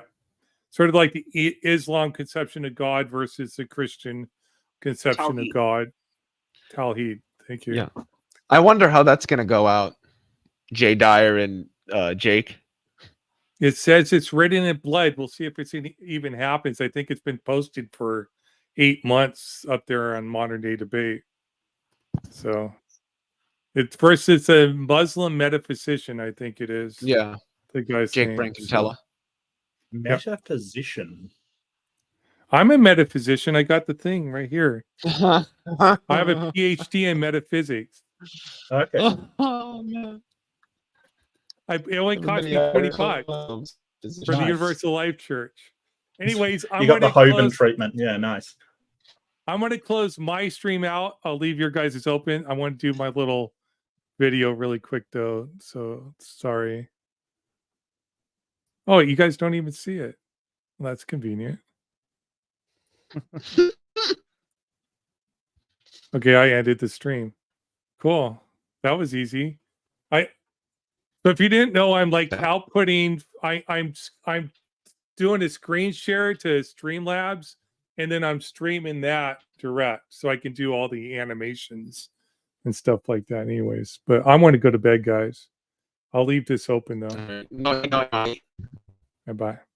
Yeah, I'm good. Oh, someone's cutting out pretty bad. I should have told people to go to Mark Reid's channel. Well, I was just gonna say, like, we should have set up a redirect because I'm redirecting to yours, and now yours is closing, so I've got to stop that. Yeah, we keep failing on those redirects. We got to get on top of that properly. I had a redirect set up, but it was set up to something I knew was happening at the time. But yeah, all good. But yeah, I'm. By the way, really quickly, does anybody in here know how you upload a YouTube short by clipping from like a longer video? How do you do that? I literally have no fucking clue how to do it. No, you got to what? Recognize it. I would only recognize it as a YouTube short if it's in a mobile phone format. So you've got to. Oh, so you got to upload it mobile. Well, that's one way, or you can just change the video to a mobile phone format, so the resolution in mobile phones. So you can use probably any video editor to do that. You just change the format, and it'll just change it to whatever the format of a. I can't remember the format. Hang on, one sec. Yeah, 920 by 1080. So it's a 9:16 aspect ratio. A 1080 by 1920. No. Yeah. What the fuck is happening? A YouTube short has to be 1080 by 1920. Create a short. Okay. Continue. A YouTube short. Oh, yeah, you're right. It's 1080 by 1920. And 59 seconds. Don't try to do 60 seconds. 59 seconds or less. Why? On YouTube, you'll be a video, and it'll be in portrait. Yeah, it's got a maximum of 1 minute, but usually if you do 60, it just is like 60 point something, so 59 point something is where you want it to have it. Yeah. Mark Reid doesn't have a derailed icon. I do not, but I do have a tangent icon. We can just do a tangent. Yeah, I need to fix the icon. I did. Let's change the headline to "How to Do YouTube." All right. Okay, fair call. Like, we're still streaming. Just putting that out there. Like, yeah, MattersNow is shut down, but Mark Reid and By the way, trying to help. Did you guys see the accidental face reveal of Darth Dawkins as he attempted to navigate his way through TikTok? Yeah, I have not. Apparently, show Tom it to Rabbit you. got it on his channel. Dark Dawkins had a Well- whole like never show his face thing. Well, now Yeah. we're going to show it on this channel really quick. You're right. I'm Because not it's even public, dude. interested, It was to be honest. uploaded publicly to TikTok. He's the one that hit the camera button. Why You know would what? he, why Darth is his Dawkins identity doxes so important to be himself. secret? Look, Darth Dawkins doxes himself is You the mean Gary least Milne? unsurprising headline I have ever heard in my life. Like, But doesn't I that mean, guy- seriously. Doesn't he look like a Gary? Because that's what his name is. Yeah. It looks It's kind like of a Gary. it's kind of rough though because he does get death threats and stuff, so it's kind of not.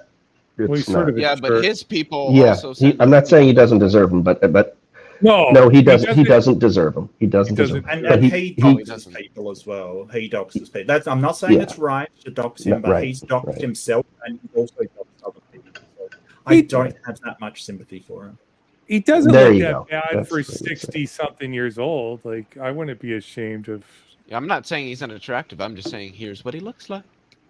We can. Oh, out the Samir's face. here as I'm leaving. I'll leave this. Well, let's see. I'll remove myself. And bye. Uh, Bye, Felicia. Hey, Brad, one thing I did want to say is that regarding your earlier Hi, everyone. discussion. Howdy. Hey, Samir. Regarding your earlier discussion where you were saying that so-and-so aren't true Christians or true, I agree with what Issa was saying. If you identify as Christian, you are Christian. And I think that what you mean to be saying is that their beliefs are accurate or inaccurate. I mean, I'm a Christian. A lot of Christians tell me that I'm not. And I would say, yeah, my version of Christianity can be true or false, but I am a Christian regardless of whether or not my beliefs are true or false. What kind of Christian are you? Are you a Catholic or are you a heretic? I'm an agnostic. You're what? I I'm also- sorry. I'm an agnostic Christian. Oh, okay. All right. Yeah. I wanted to earlier interject on when we were talking about what kinds of debates in regards to Christianity we like to see the most. And I think the ones that, especially along the lines of what Dr. J was saying, I like the debates which come down to more so like a little bit based on theology, but also present in history. Like, is Christianity more beneficial for humanity than not? Those kinds of debates where it's like a challenge, like, okay, well, we have the Crusades that happened, but also there's evidence of people who have followed a religion and found a nice routine that benefited their lives, even if it's not just the beliefs, it's the practice they get out of that, or those are more engaging for me as far as the religious debates go, instead of just digging straight into like, is it true, is God real, like trying to prove science versus religion and stuff like that. So do you mean like what's better for society kind of thing? Those kind of things? Like, Yeah, not necessarily like what's better, but okay. Is like X religion more positive or more negative for society? Those kinds of debates are really interesting because I feel like there's so much to flesh out there. Yeah. I don't know. I do enjoy those, but I do really enjoy the onto sort of epistemology and what is actually true as well. I think that's good as well. But yeah, you're right. It certainly can bring up some interesting perspectives. Sure. Yeah. No. I like debates on the arguments, like debates on the ontological argument, teleological arguments, contingency arguments, the kalam cosmological argument, the moral argument, because these are what the pop apologists are throwing at the masses. They're throwing out these arguments, Frank Turek, William Lane Craig. You've got all these guys out here throwing out these arguments. And I think that since those are probably going to be what most people are familiar with, and those are like sort of the primary arsenal of the pop apologist, and then other adjacent figures that are in these online spaces, since that's their primary arsenal. Having a response to that primary arsenal is, I think, better, because then people are more willing to engage with that because of it being tangential to the primary arsenal of the pop apologists. You're hearing them give their arguments, but you're also hearing all of the popular responses to them, and even the unpopular responses, which are usually a little bit more philosophical, maybe take a little bit more to unravel, but do these arguments a lot of damage. Just to give an example, with the Kalam cosmological argument, I'm sure everybody knows it. Whatever begins to exist as a cause, the universe began to exist, or for the universe as cause. The minute you start talking about the metaphysics of time, this argument gets a lot weaker than it initially seems. The minute you start talking the metaphysics of causation, the same thing happens. So once you really start to break these arguments open, they're not nearly as strong or as powerful as they immediately seem to the lay people who don't understand a lot of the philosophy that sits behind them. That's why they're popular with the pop apologists, because they have that initial facade of strength and resilience and logical validity, but behind it all, there's a variety of objections that they don't outright bring these arguments down, certainly very, very much weaken them. And I think that that's good. That's good PR, given that those arguments are, again, the primary arsenal of the pop apologists. Now, I think like a moral, a moral argument based on like the pop apologist point of view on these topics is the one that's most engaging. I guess initially what sort of my point was. I also think the moral argument's the weakest. It might be the weakest, but I think it's very interesting. It is an interesting argument, yeah. I really like the morals. I'm going to take over this show because that's what I'm like. Samir's new on the channel. When I give Samir a chance to comment on the debate, I think maybe sort of give your impressions and what you got out of it would be a good idea. He's new on your channel. He's not new on MattersNow. Oh, okay. I mean, he's new on the panel. Like, I didn't see him in here before, so... Yeah, I was a little bit confused. I kind of clicked on the link from MattersNow, and then I realized I'm not in the MattersNow show, so... Yes. Okay. Anyway, I mean, the reason I came up, I wasn't even going to try to come up because I saw there was already 10 people on the stage, so I just wanted to be a listener tonight and maybe participate with few chats here and there. But now that the chance presented itself, the comment that I had made earlier is that the Quran is scientific. The reason why we have to stop at scientific, because matter of fact, the verses in the Quran are called ayah in Arabic, and ayah means a sign, and God refers to the verses in the Quran that God says that we have given every sign in this Quran. So my question was, when you see these, because the ultimate goal for any religion, not only Islam, is to believe, not to know beyond any doubt, because then what is the reward for? If you were to know, what are you going to believe in if you know? If I tell you I have $1 million in the suitcase, I mean, what you're either going to believe me or not. But if I show it to you, you can't say I believe you. So this is the purpose of every religion, to just believe. So God, out of mercy, will give you signs, and then when you look at these signs, would you at least reflect upon these signs and say, well, hold on, this has some weight to it. I mean, even if you don't believe, you would say, okay, this has some weight to it. The Quran talk about the universe expanding 1400 years ago, when we gave a man a Nobel Prize in 1923 for discovering that the universe was expanding.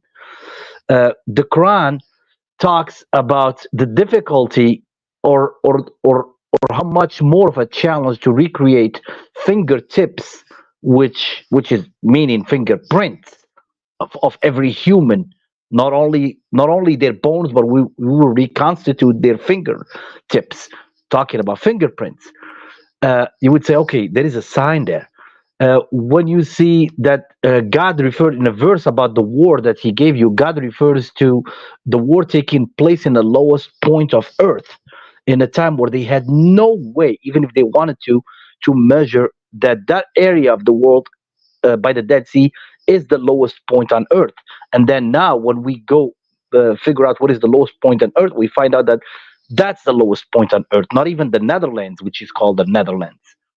Wait, what? So no, the lowest point on earth is Tierra del Fuego in Argentina.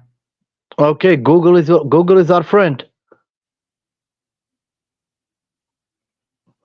You want to Google it, Max? I mean, what do you mean by lowest? Do you mean lowest in altitude? What do you mean? In altitude compared to the sea level, yes. My country is at 0 meters sea level, so you're just wrong. All right, ask Uncle Google. I would like you to put me on the spot right now. I don't need to. My country is literally at 0 meters sea level. So it's gonna be my word against yours. We don't need to fact check it. You can fact check. I don't need to fact check. I did. That's why I'm so confident. Okay, let's just put a pause on that. So where does the Quran say specifically is the lowest point on earth? Okay. Thankfully, we have somebody here that speaks Arabic and he can translate. Isa, if you could please help me. When in the Quran, when it says غُلِبَتِ الرُّومُ فِي أَدْنَى الْأَرْضِ, what does adna mean? So it's funny, you're putting me on the spot. No, I'm not trying to put you on the spot. Adna. So Adna is the opposite of a'la. So Ada is like it rises. So I guess it would be below. So you're saying this is the verse about the what is it called? The prophecy about that the Romans, yes, that beats the Persians, because the Persians were winning, and it was kind of this kind of powerful prophecy that the Romans would win. So yeah, it would be below. Yeah, so my goal, guys, I don't want to drag this too long. My point is, you've put out a whole lot of claims there, and we're trying to go through and sort of find out, because when you say a scientific, right? When you say, oh, well, it's not scientific, it's scientific, I can take you through how the scientific process works and the methodology behind it. So what I'm wondering is, what of the methodology of the scientific method that you speak of? What does it mean? Like, how do you check to see whether the information from the scientific method is actually reliable and hasn't been like, well, they said this was the lowest point. It turns out it's the area they lived in, so they just took the lowest point of where they lived in. It doesn't take a genius to go, well, they probably said that was the lowest point, and if it's the lowest point on Earth, that could be mere coincidence. They happen to live around the lowest point on Earth. Big deal. Okay. It's funny. It's like the evidence broom. It says the lowest point on earth. Adna al-ard. Al-ard is earth. Okay. So my point here, I'm gonna try to reiterate. My point here is that 1400 years before any of the science or scientific method is a new thing. Scientific method is not. It's the thing could. Method. Okay. You said it's the scientific. It's scientific. How does that work, and how do you use that to confirm that what you're saying is in fact true? Okay. So when I say scientific, I mean the Quran will give you predictions, and then you will fact check those predictions based on the science that you have now, and you will find out that they match what is in front of us. So the prediction that stars are lamps that are thrown at devils, how did that prediction come true? Okay, that is not a prediction. That is a metaphor, because the Quran clearly uses the word stars tens of times throughout the book. So that one's a metaphor, but the other one isn't a metaphor. How do you decide what's a metaphor and what's not a metaphor, Samir? Okay, I'll answer you if you want to hear the answer. The Quran does use the word stars tens of times in tens of verses. Stars, stars, stars, stars, stars, stars. Okay. Also uses jinns too. Okay, so the Quran talks about stars. So when the Quran talks about a verse, when it talks about stars being like lamps lighting the skies, it is a metaphor. When the Quran talks about Sirajan Wahaja, it is a metaphor. People knew back then, 1400 years ago, that it was a metaphor. They didn't think it was a lamp that had Not oil answering and Mark's somebody question. and somebody lit it. You're not When the answering Quran, Mark's question. He asked you, Samir, do you know what's what the sharpshooter fallacy is? What's the Have you heard of criterion the for Texas determining sharpshooter metaphor fallacy? versus non-metaphor? I'm sorry, I can't understand. There is two people talking the at the same Texas time. sharpshooter fallacy. It's called the Texas sharpshooter. Mm-hmm. Have you ever heard of that before? No. Go Okay. ahead. So it's when somebody's shooting at a target, right? And basically, so the Texas sharpshooter is shooting at the target, and they ignore all of the misses that they do, and they go, "Look, I hit the target 5 or 6 times. Look how accurate my aim is," and he ignores all the stuff around it that didn't hit. And so you're using this fallacy to say, "Hey, it hit here, here, here, here, and here," and it hasn't. Like you're ignoring all the ones that it hasn't hit. Like this jinns and the problems with that are brought up about the way an embryo is conceived and the sex that's assigned. It's not assigned by Allah after the clot has grown. All of these sort of scientific things, you can sort of go, oh, well, they knew that at the time. Did they? He also didn't answer hand your waving question. it away. He also didn't answer your question. Because he used the word metaphor, but he didn't explain what the criterion he uses is for determining a metaphor versus a non-metaphor, which, as far as I understood, Mark, was the question you were asking. Yes. How do you evaluate what's a metaphor and what's not a metaphor? Okay, there is something in Arabic that is called as-siyaq, as-sibaq, al-lihaq. Something little I can't explain to you now, but I can give you like a brief idea. As-siyaq is the context of the text. As-sibaq means the text that was prior to it. Al-lihaq means the text that followed it. And based on as-siyaq, as-sibaq, and al-lihaq, you're able to understand what is the meaning of something. So, for example, when God say about the Quran, لا يأتيه الباطل من بين يديه ولا من خلفه, that the Quran falsehood would not come to the Quran neither between its hands nor from outside its hands. We know that Allah is not saying the Quran has hands. We totally understand what it means.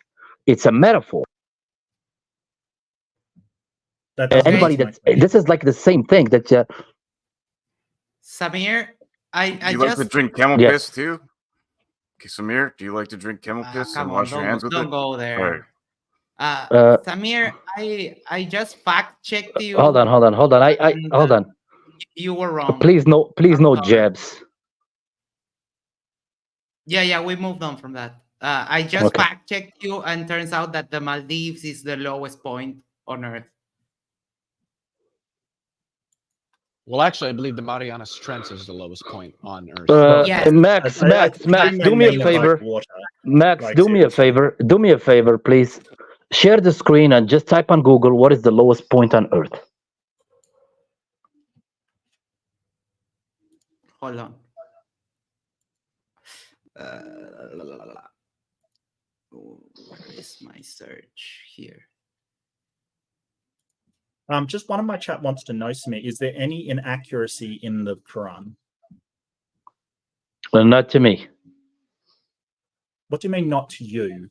Like if we're talking about what is true, it doesn't matter what our stances are on it. It doesn't matter like whether I believe it is or not. Like if it's inaccurate, it's inaccurate. And that's the end of the story. No. Let me explain to you. The Quran has a verse that says لِكُلِّ نَبَإٍ مُسْتَقَرٍ. To every sign or to every information, there is a time when it would be there is an assigned time of understanding, basically, if I translate it correctly. So, for example, when the Quran talked about the universe expanding for 1300 years, it had to fight the current and had other people that would be sitting on panels just like yourself that would be mocking the Quran for saying the universe is expanding. So the Quran did make that prediction. No, it didn't. No, it didn't. The people at the time were not okay. saying. So hold on. Samir, hold on. The people at the time were not even saying there was a universe that hadn't been discovered yet. That's the whole point. You're taking which makes it more amazing. Which makes it more amazing. But you said at the time we'd be saying, oh, they'd be laughed at for saying the universe was expanding. No, they weren't saying the universe was expanding because they didn't have a universe to expand and they thought it meant something else. The fact that you are now interpreting it in a different way to fit with science. No, I'm not interpreting it. Hang on. The universe in Arabic is called al-Kawn. Us discovering that doesn't make it like you're off on a trail. You're sort of saying, hey, it has to be taken this way. No, it doesn't. And the proof of that is back in the day, they took it a different way. No, that's not what I said. What I said is that the Quran was not trying to conform with the knowledge of the time. The Quran for 1400 years says the universe is expanding. The verse is there. You can find any old Quran from any library in the world, and you will find that it's talking about the heavens expanding 1400 years ago.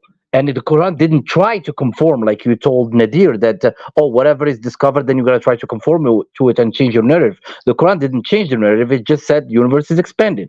And it waited until it was the time, until it was discovered. And when it was discovered, Edwin Hubble received the Nobel Prize for it.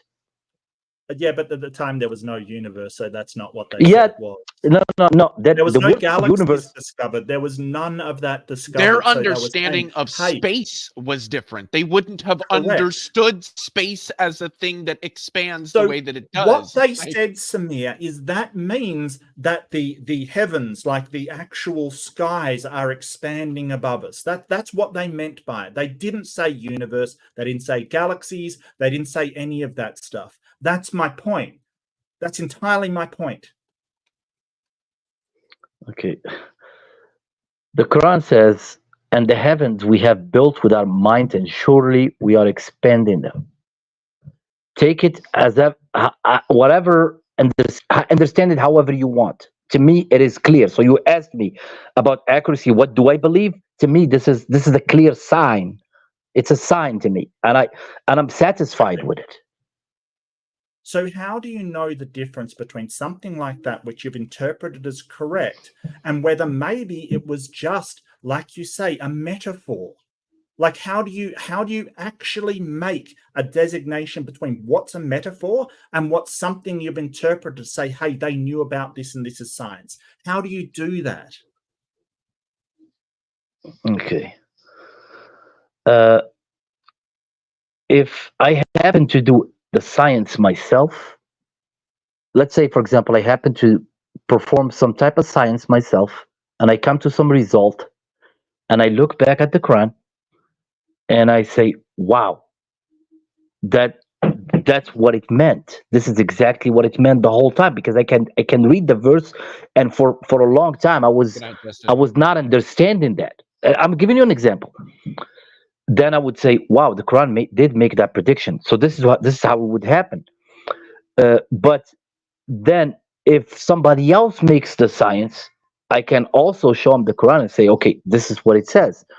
But then what I don't like to take the scientific route, and I like to take the scientific route, is like Isa said, I don't want to be using. I'm not discrediting the Quran. I would be discrediting my interpretation if I make a mistake and I make some interpretation that is wrong, and it turned out to be some new science that says that was wrong. Then it would be on me and not on the Quran. So Isaiah 40:22 says that God stretched out the heavens like a curtain. Stretched out is different than continuously stretching. I think there's a difference that I wanted to focus on. It is the Bible. Like, it's hundreds of years before the Quran. This is not a scientific claim. This is poetry. You're interpreting a poetic statement as if it's a scientific claim. It's not. Okay. And even if it is, it's not novel. It was something that was written in Hebrew scriptures hundreds of years previous. Okay. But I think that's what Samir is saying too. Samir is not saying that the Quran is scientific with the C.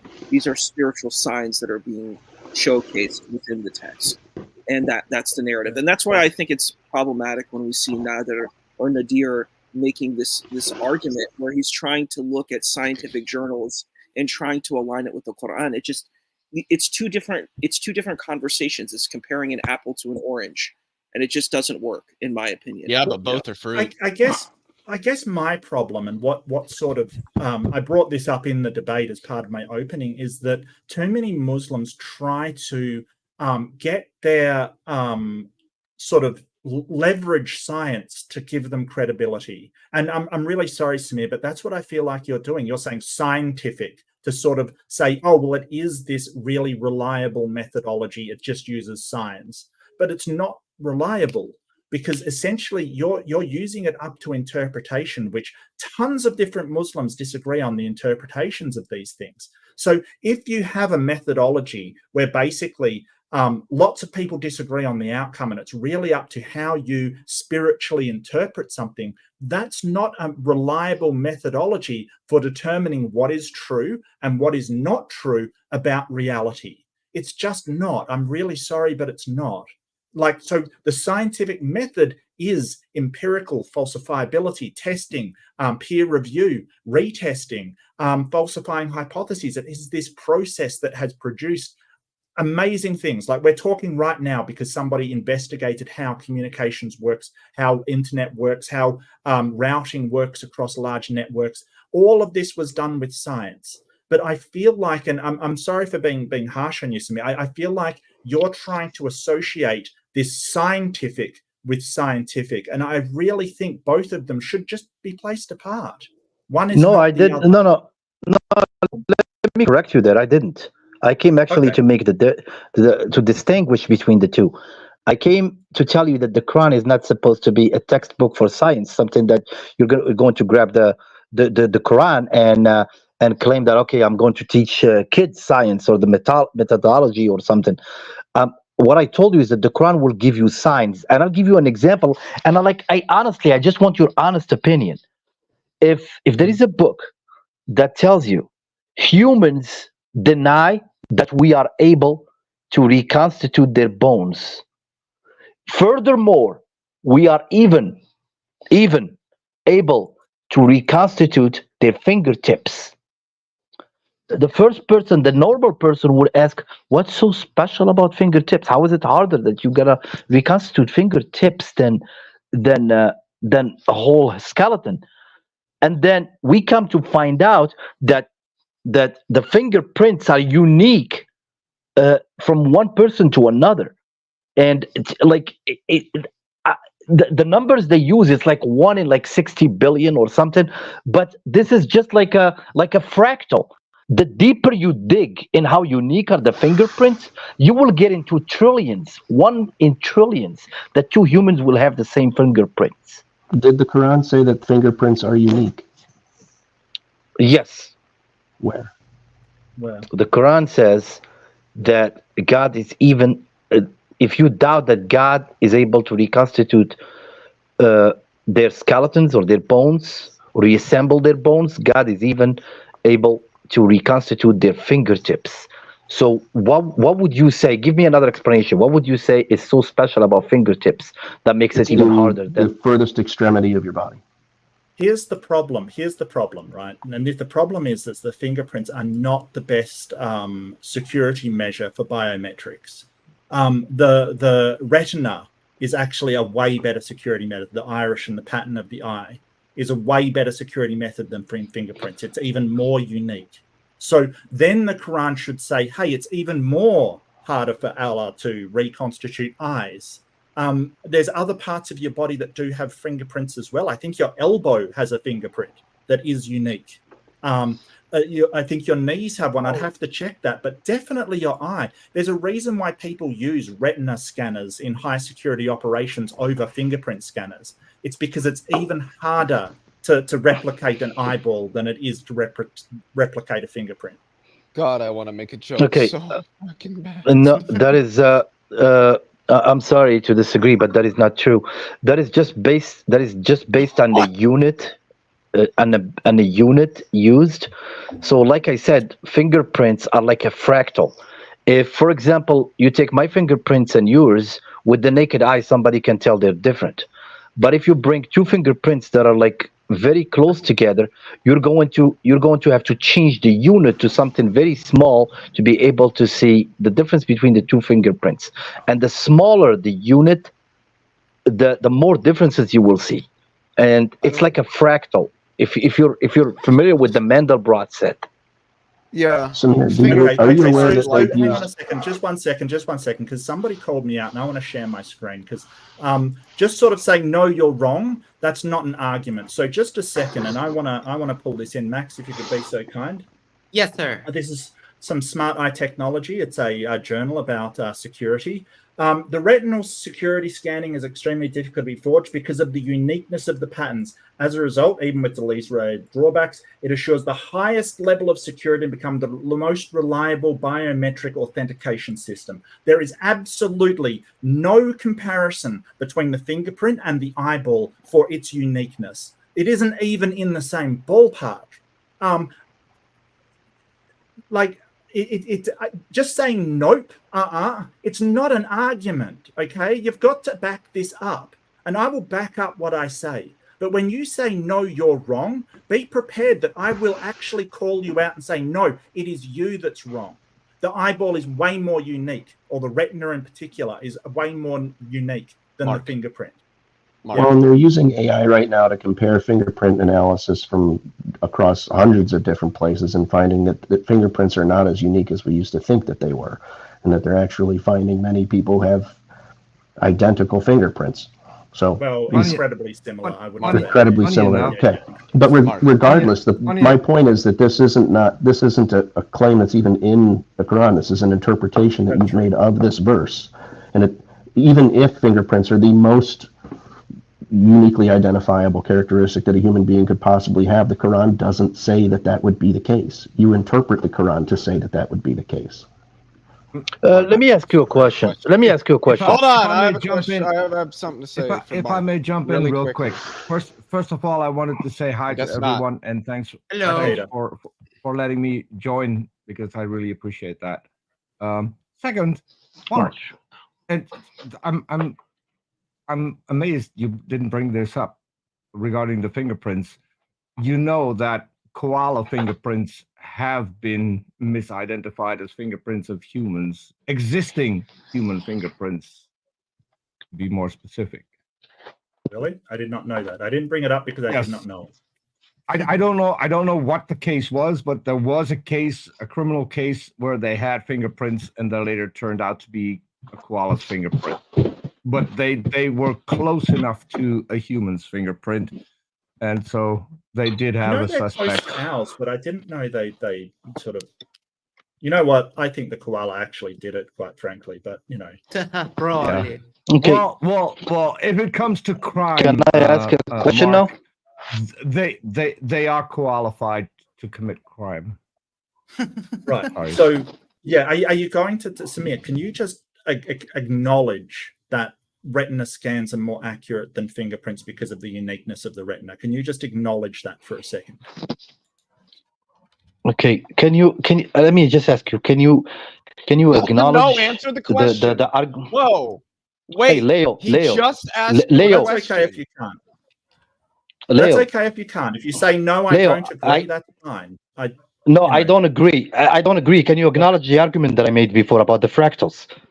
about the unit size. Oh God, this has nothing to do with the question he just asked you. You're dodging. Yeah, so that's Oh, okay. He doesn't God. want to acknowledge it. Yeah, so the retina has fractals as well, and it has a more unique pattern than fingerprints. It is way more sensitive. You'll get a way better security rating off of a retina than you will off a fingerprint. Listen. I don't want to play this game. So let me just ask you a simple question. God. Then answer questions instead of leaving them open-ended and then asking a question yourself. This is very disingenuous behavior.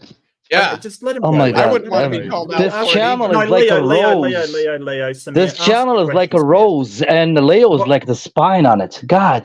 What's your the iron fist. Leo, he did answer my question. He said, no, I disagree with that. So that's fine. Okay. He answered it in the end. Okay, so that's okay. Samir, what's your question? Okay. Let me ask you, and honestly answer me. Let's say the Quran said that we are able to reconstitute their eyes. Would that have convinced you?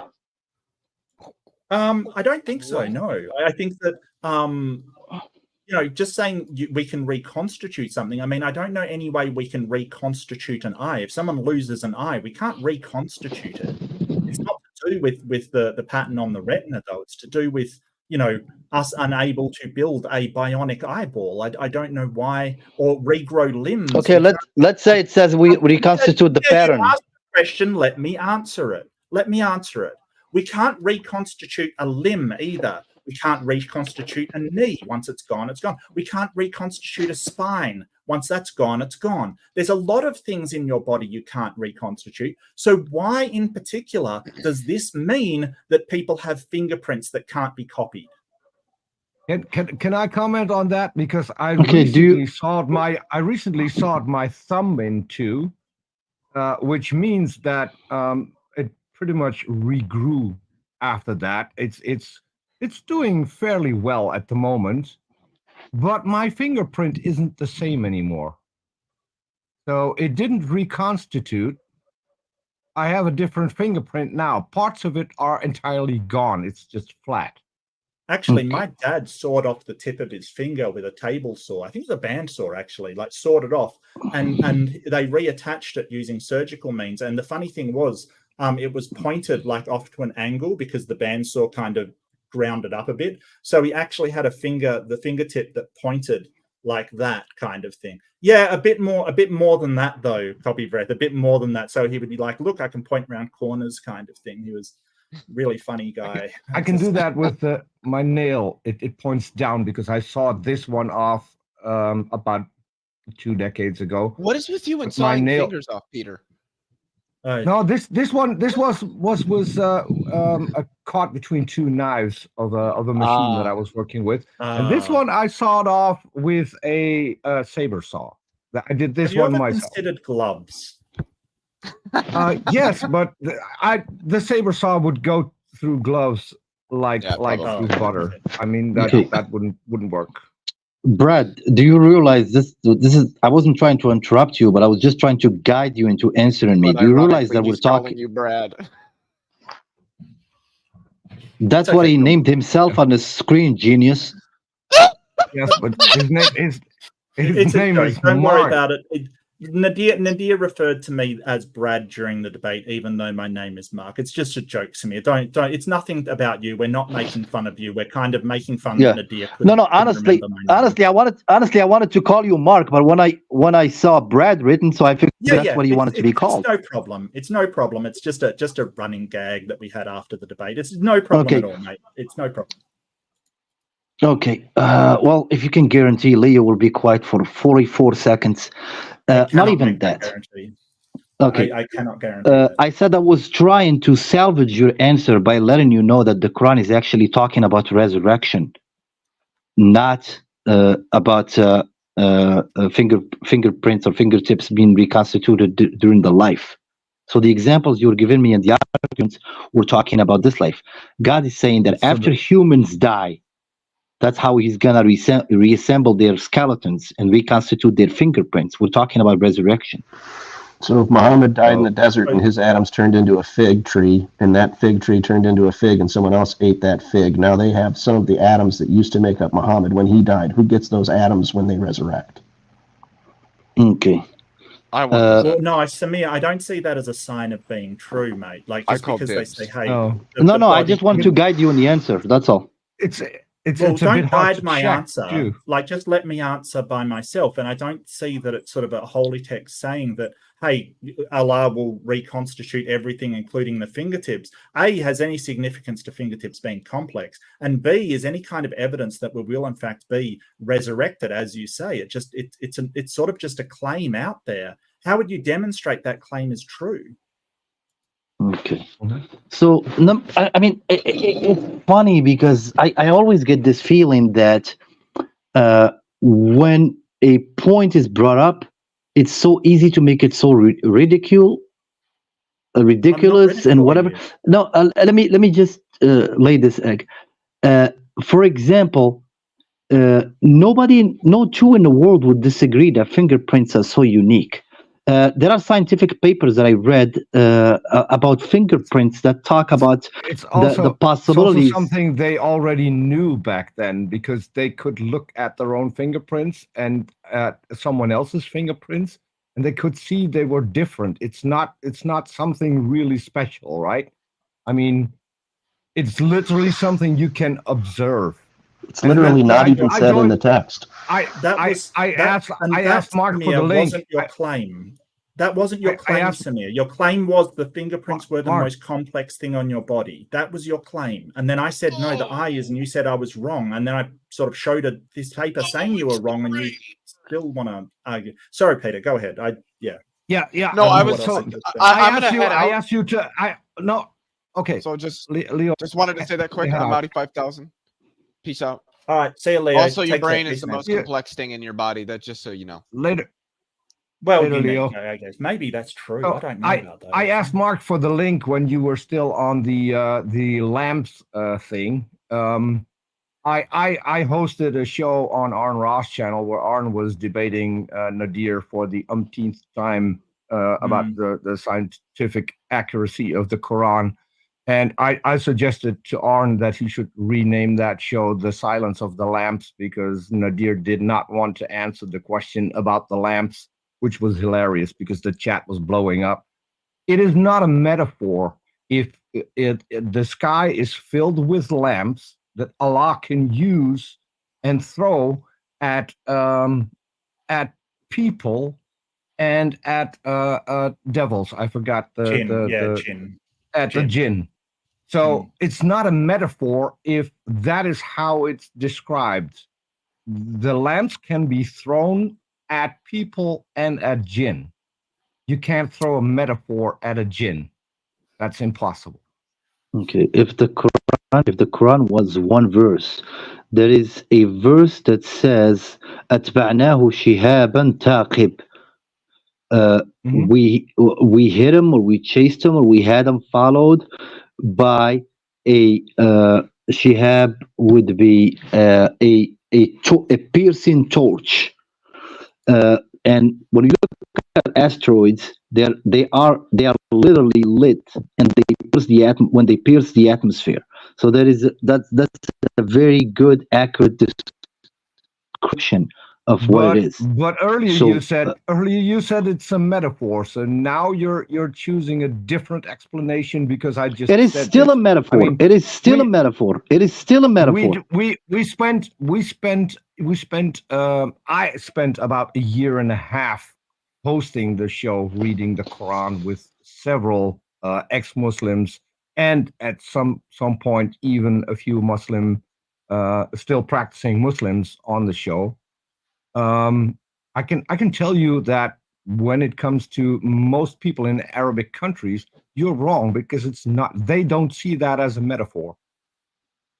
They see that as a description of what's in the sky and its actual things, and it is based on shooting stars or asteroids or things. I don't. What was the name of that fallacy again? Meteorites. You spent a year and a half, and I spent 46 years. Yes, and the people we had on the panel spent in total, I think, a couple of 100 years studying the Quran. And the people that I hang out with spent tens of thousands of years combined. Okay, this is getting a bit ridiculous. That's great. That's great. But I mean, we're talking about verses in the Quran. We're talking about the best explanation. So you just went from it is a metaphor to now it's a meteorite. So that's a meteorite isn't a metaphor, because meteorites are actually real. We know they are real. We have seen them, and we have found the remains on Earth. So we know those are real. It's still a metaphor because it's called the torches. Piercing torches is still a metaphor. Yeah, piercing torches is still a metaphor. Well, Samir, I don't think piercing torches is particularly accurate. Like when we're talking about meteorites, it's still not something that. Well, Peter, that just a sec. Peter.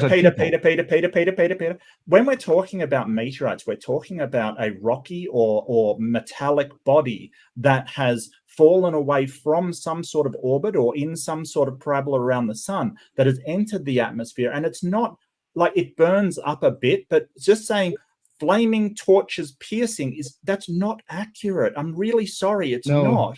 A lot of it is metaphorical. You're saying, hey, that sounds like it could be a meteorite. Yeah, sure, it sounds like it could be a meteorite. Do we know that's what we meant? No. And so I think what's happening here, and I'm really sorry to say this, but I think, Samir, it's a metaphor when you need it to be a metaphor, and it's describing something when you need it to be describing something. Exactly. No, I promise you that is not the case. What we said earlier was the Texas sharpshooter fallacy. You're counting all the hits and you're ignoring all the misses. I have a question. Max wants to talk, so I'm not gonna. Max, go ahead, buddy. Okay. Samir, you did this live on the stream, so people can just go back where you just changed it from a metaphor to something that is actually real. So no, they can go. They can go back and hear me. They can go back and hear me say it's still a metaphor. Exactly said this word. It's still a metaphor. Okay, I think Max has has something to say. Thank you for suggesting that. So in the same sentence, we have the metaphor of the meteorites or the shooting stars or whatever it is, it doesn't matter. And then in the same sentence, we have the jinn named. So how can we determine when within one sentence we change from a metaphor to describing something real? Like jinn are proposed to be in Islam. Okay. Okay. Let me tell you. If you say you like you he punched him like I don't know, like a hammer fist. He punched Joe with the hammer fist. Now, is his fist a hammer? No. Is Joe real? Yes. It's a weird, but weird I thing didn't to say. ask you. I asked how can we determine, because in that it's very clear. But here I have two claims: the shooting stars or the meteorites across the sky, and then I have something which I also can consider a metaphor, which is jinn. Because in that case, in your example, it was very clear the distinction. Yeah, and he made another mistake, because a hammer fist is not a good analogy, because it's still a fist which is real. The Quran doesn't say it's an asteroid or it's a meteor. It says it's a torch, which it isn't. It's definitely not anywhere near a torch. Okay, you seriously realize that I just came up with an example in like 0.44 seconds to give you an example. I can come up with an example that doesn't have any parts that is real. Any part that is real. I'm just saying it's a bad example. If you want to come up with a good example, then you might want to think longer about it. I believe it makes the argument. It's to me, I believe it makes the argument. When you call something, when you say a hammer fist, you're talking about something metaphorical. Okay. It's not really a hammer fist. Okay, so it's a flesh fist. Okay, so part of it is real and part of it is a metaphor. So the part where Allah throws it at people or at jinn, how real is that? And how does he throw it?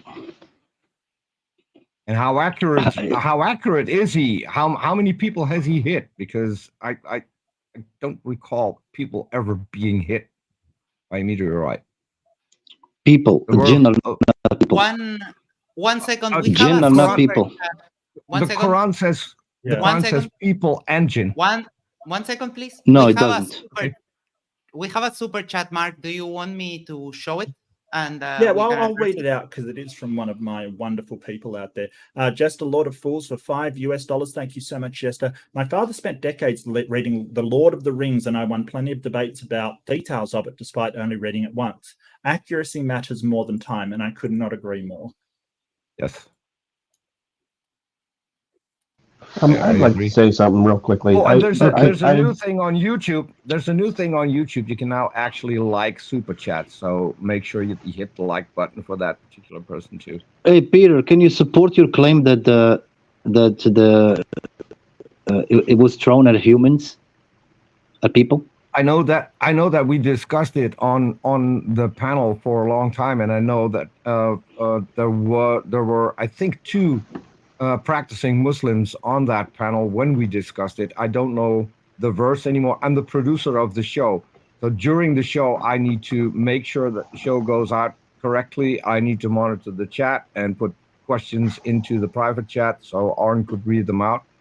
I couldn't tell you which verse it was, but I know that it was mentioned that Allah can use it to throw a lamp at a person or a jinn.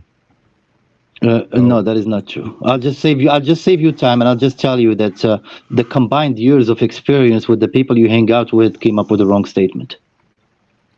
I mean, Nadir agreed with it. No, that is not true. That's not what it says in the Quran. It specifically talks about jinn. Hold on. It doesn't talk about people. It is true that Nadir agreed with that particular explanation of the verse. When did he do that? In today's debate? I didn't hear that. No, I told you this was when he was on Arn Ross' channel. I don't see how I would agree with this because that's not what the verse says. And this wasn't just one time. This was brought up in at least 3 different shows on Arn Ross' channel where Nadir vehemently said that the lamps could be thrown at both jinn and people, and Allah could use them in that way.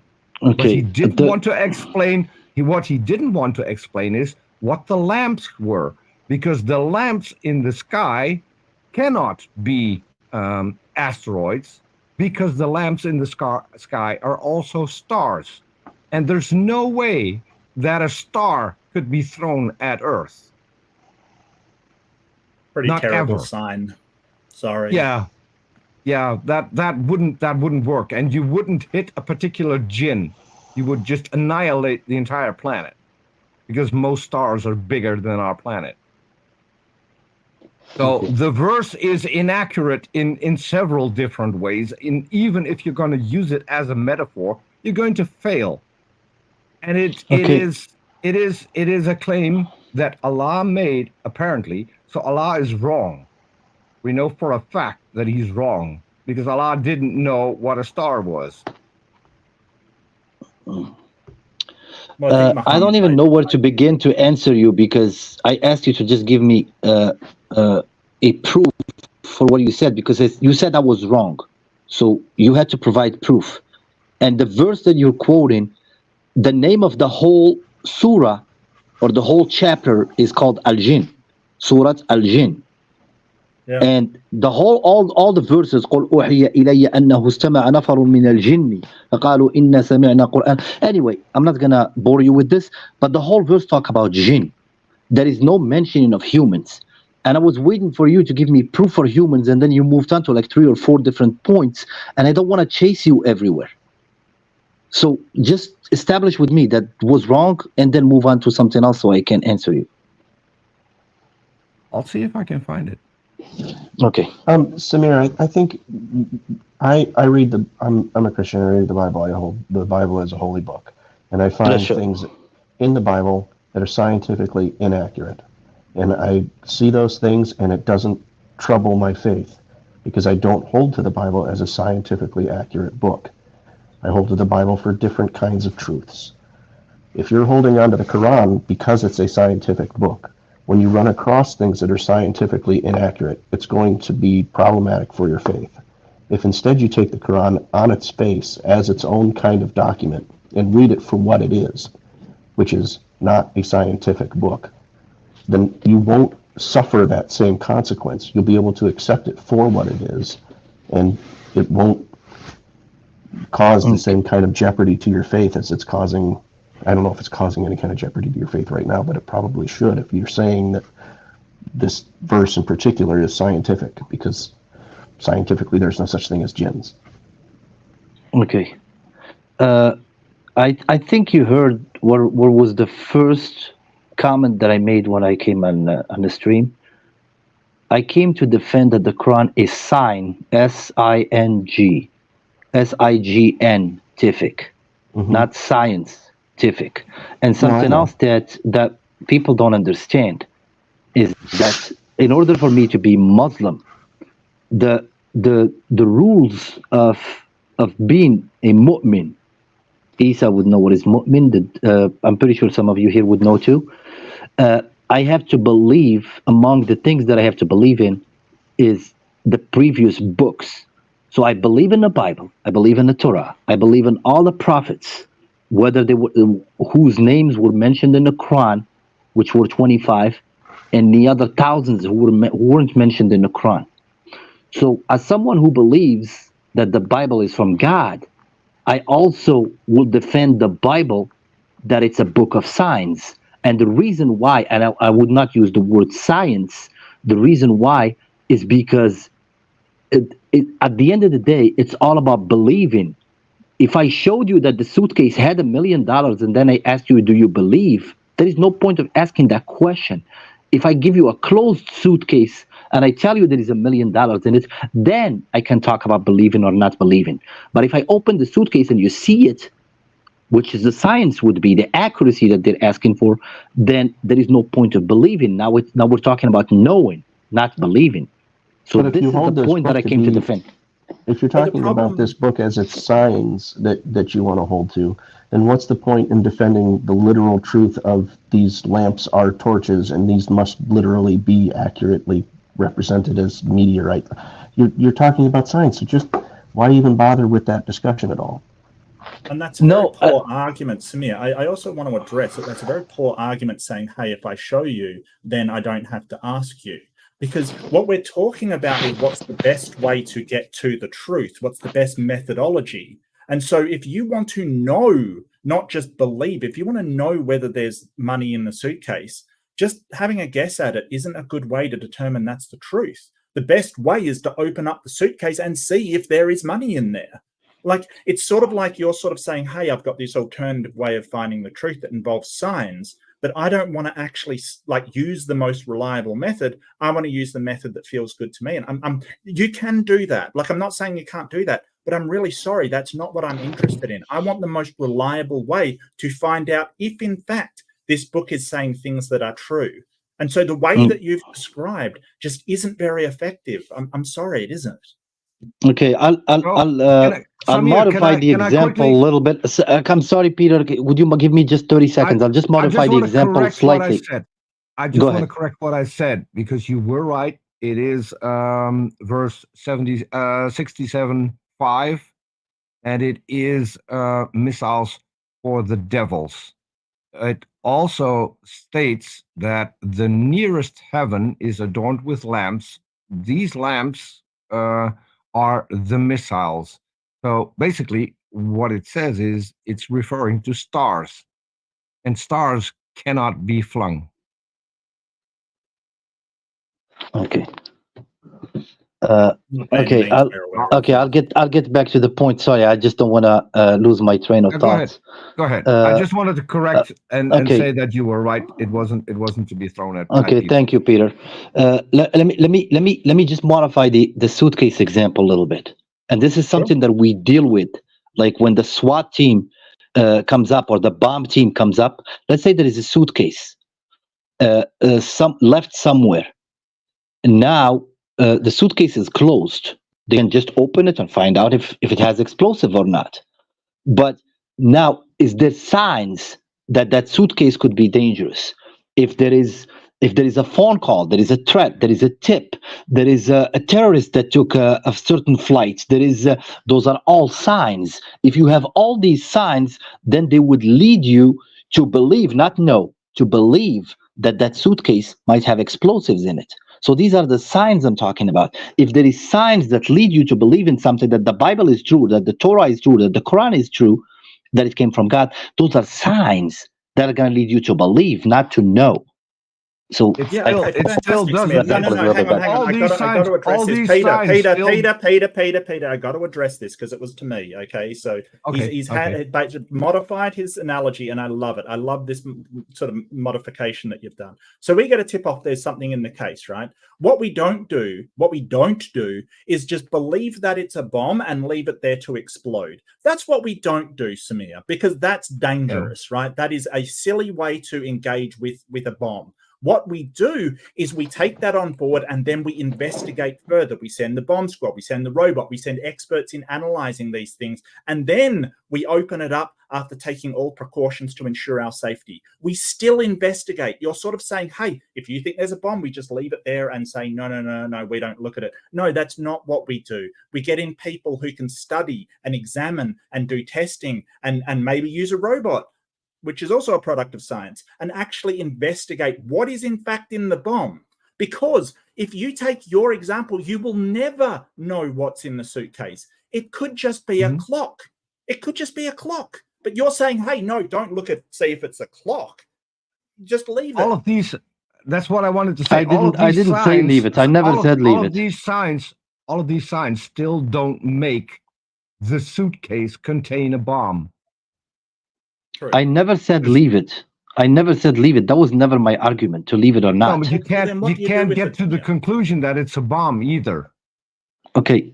Correct. You have a lot of signs. The point that I made is very clear. The point that I made is very clear. We're not. You have the signs, and Mark explained this is how we interact with the suitcase in order to find out. You're not going to do that with every suitcase. You're not going to do that with every bag and every suitcase. They are doing that with every suitcase. That's exactly what they do. It's happened. In my country, it has happened at least 3 times in the past 6 months. We do that with every package where there are signs that it might contain explosives. Yes, we do that with every package. And guess what? Every package they opened, none of them contained a bomb. Even though there were very strong signs, it was all left under suspicious circumstances by people acting suspicious. They had the people on camera, and guess what? There were just people who forgot their backpack or a bag and just left it there. So all of your signs do not conclude that there is a bomb in the suitcase. And 9 out of 10 times, there isn't. Okay. Well, I'm like Rudy. I feel bad for using this example because I don't want to get the YouTube bots to kind of track some certain keywords on this stream. Well, please the reason I use don't. Hey, no. If you're going to get people demonetized and stuff, that is not cool, dude. Seriously, don't do that. I want to say one thing. In defense of Samir, I'm sorry. Give me a second. I'm saying that I wasn't going to even use those words. So I don't know why you said please don't. I'm actually the one worried about your channel. Well, you're talking about sort of getting people demonetized or, sort of using words that I don't know what these words are. There's just certain words that will automatically demonetize a channel, and we don't want to have that. No. That's not what I said. Let me explain myself, Mark, please. What I said is that the word that started with the letter B that we used in the example, I was wondering if we should stop using it because I was worried about your channel. I don't know for a fact that it's so I was concerned about your channel. I was showing courtesy here. I don't think that's going to get you demonetized. Because you can say that's the bomb, and you're not even talking about that, Samir. So I don't. Yeah. Okay. So I was just trying to be courteous. Anyway, so the point that I made, and you said it too, Peter. You said there are signs, and when I asked you if they check every baggage, you said they do, and then you said last 6 months it was like they checked like 3 of them. That's not every package. They only check packages where there is a sign. So this is what I'm trying to tell you. There were I'm only not 3. Hold on, Samir. There were only 3 where there were strong signs that there could be something left in a package. I think 3 in 6 months is quite a lot, actually. It's not that you wouldn't expect people to leave explosives really on far a off daily point. basis, right? Yeah, I think we're Yeah, this is not what I meant this to go. It like totally flew out of control. That's not what I meant to take the example. I think one of the things that Samir is saying that isn't being heard is that there is a value in belief that doesn't exist when we have knowledge. And I think what Samir is saying is that God, when we have a belief in a deity that has a certain value, if we only had certain knowledge of a deity, it would have a different kind of value. So by not giving us certain, well, you're not giving us certain knowledge, it gives us the value that comes with belief. What's the value? Thank you, that comes thank you. with You belief? worded it much better than I did. I'm really curious. I would probably disagree, and not because I'm saying, hey, you can't believe what you want to believe. That's perfectly fine. But what is happening here is that Samir is saying, hey, there's these signs. Why don't you see these signs like I do and give you reason to believe? And so that's what I'm pushing back on. The idea that I should see this as some kind of indication that there is something in the package, is something in the suitcase that I have to believe is there without actually investigating it. So this isn't, to me, just a belief that you have. This is sort of unfounded belief. There's no real reason to believe there's something in the package. We should check it out first. But the argument being made is listen to the signs, don't investigate.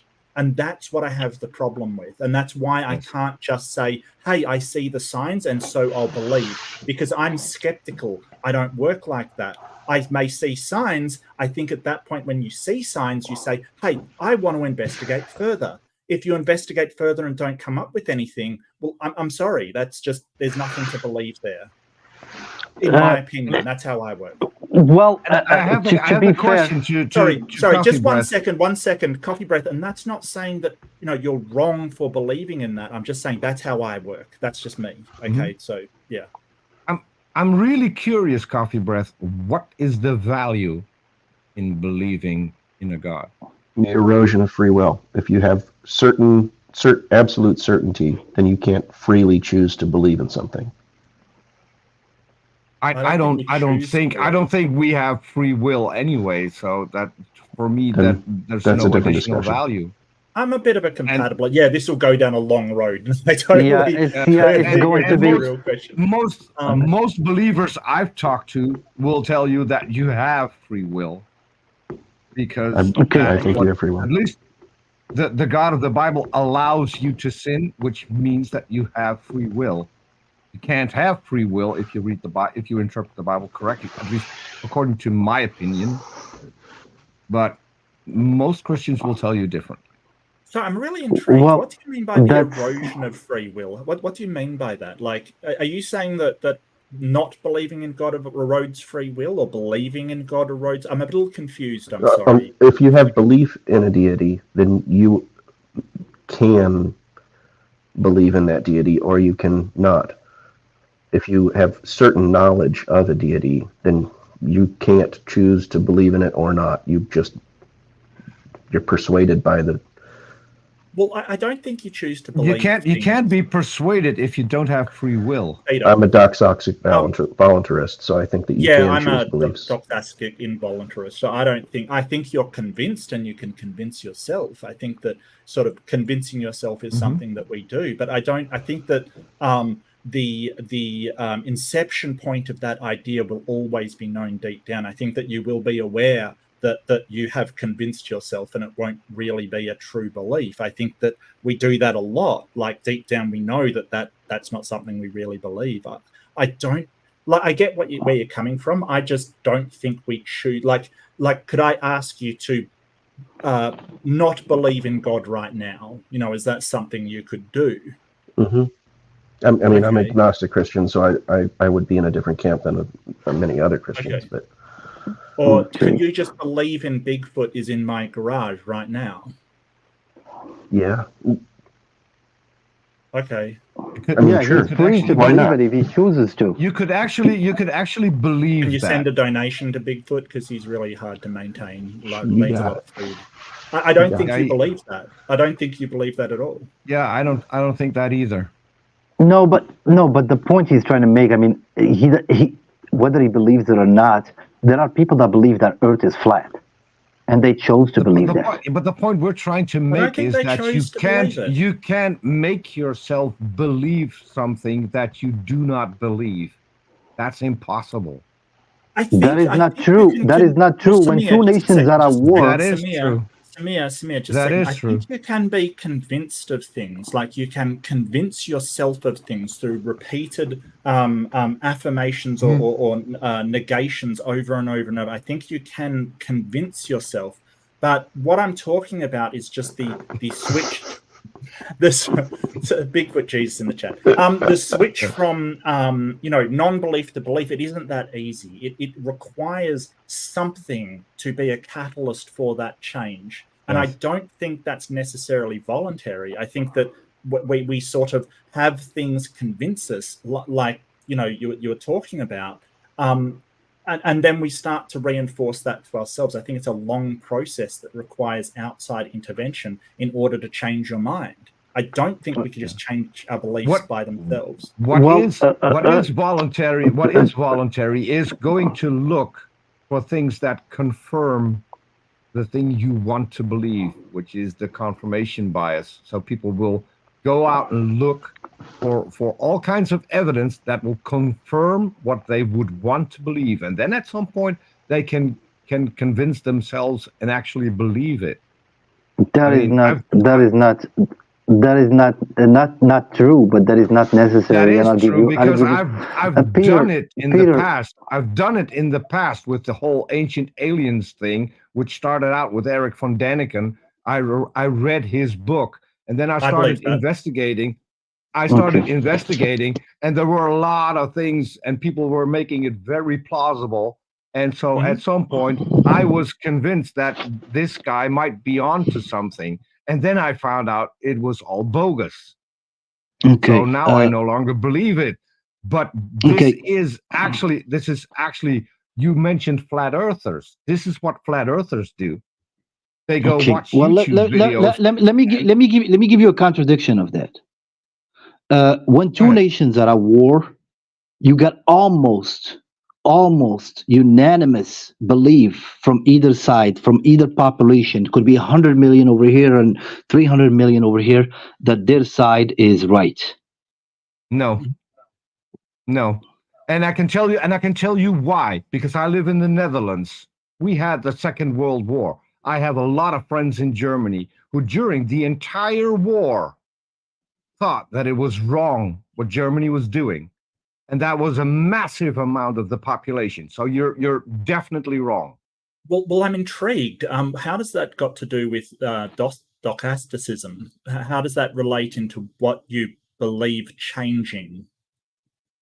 Okay, it will take more words to say my opinion. But before I answer you, I just want to ask this question for Billy, Dr. J, and Max. I just want to give a big shout out to Squid Superhunk. I'm sorry I missed it before and I just laughed at it and then ignored it. I'm sorry. It's US $5 for Bigfoot and thank you so much. I really appreciate it. Sorry, Samir. Go ahead, mate. No problem.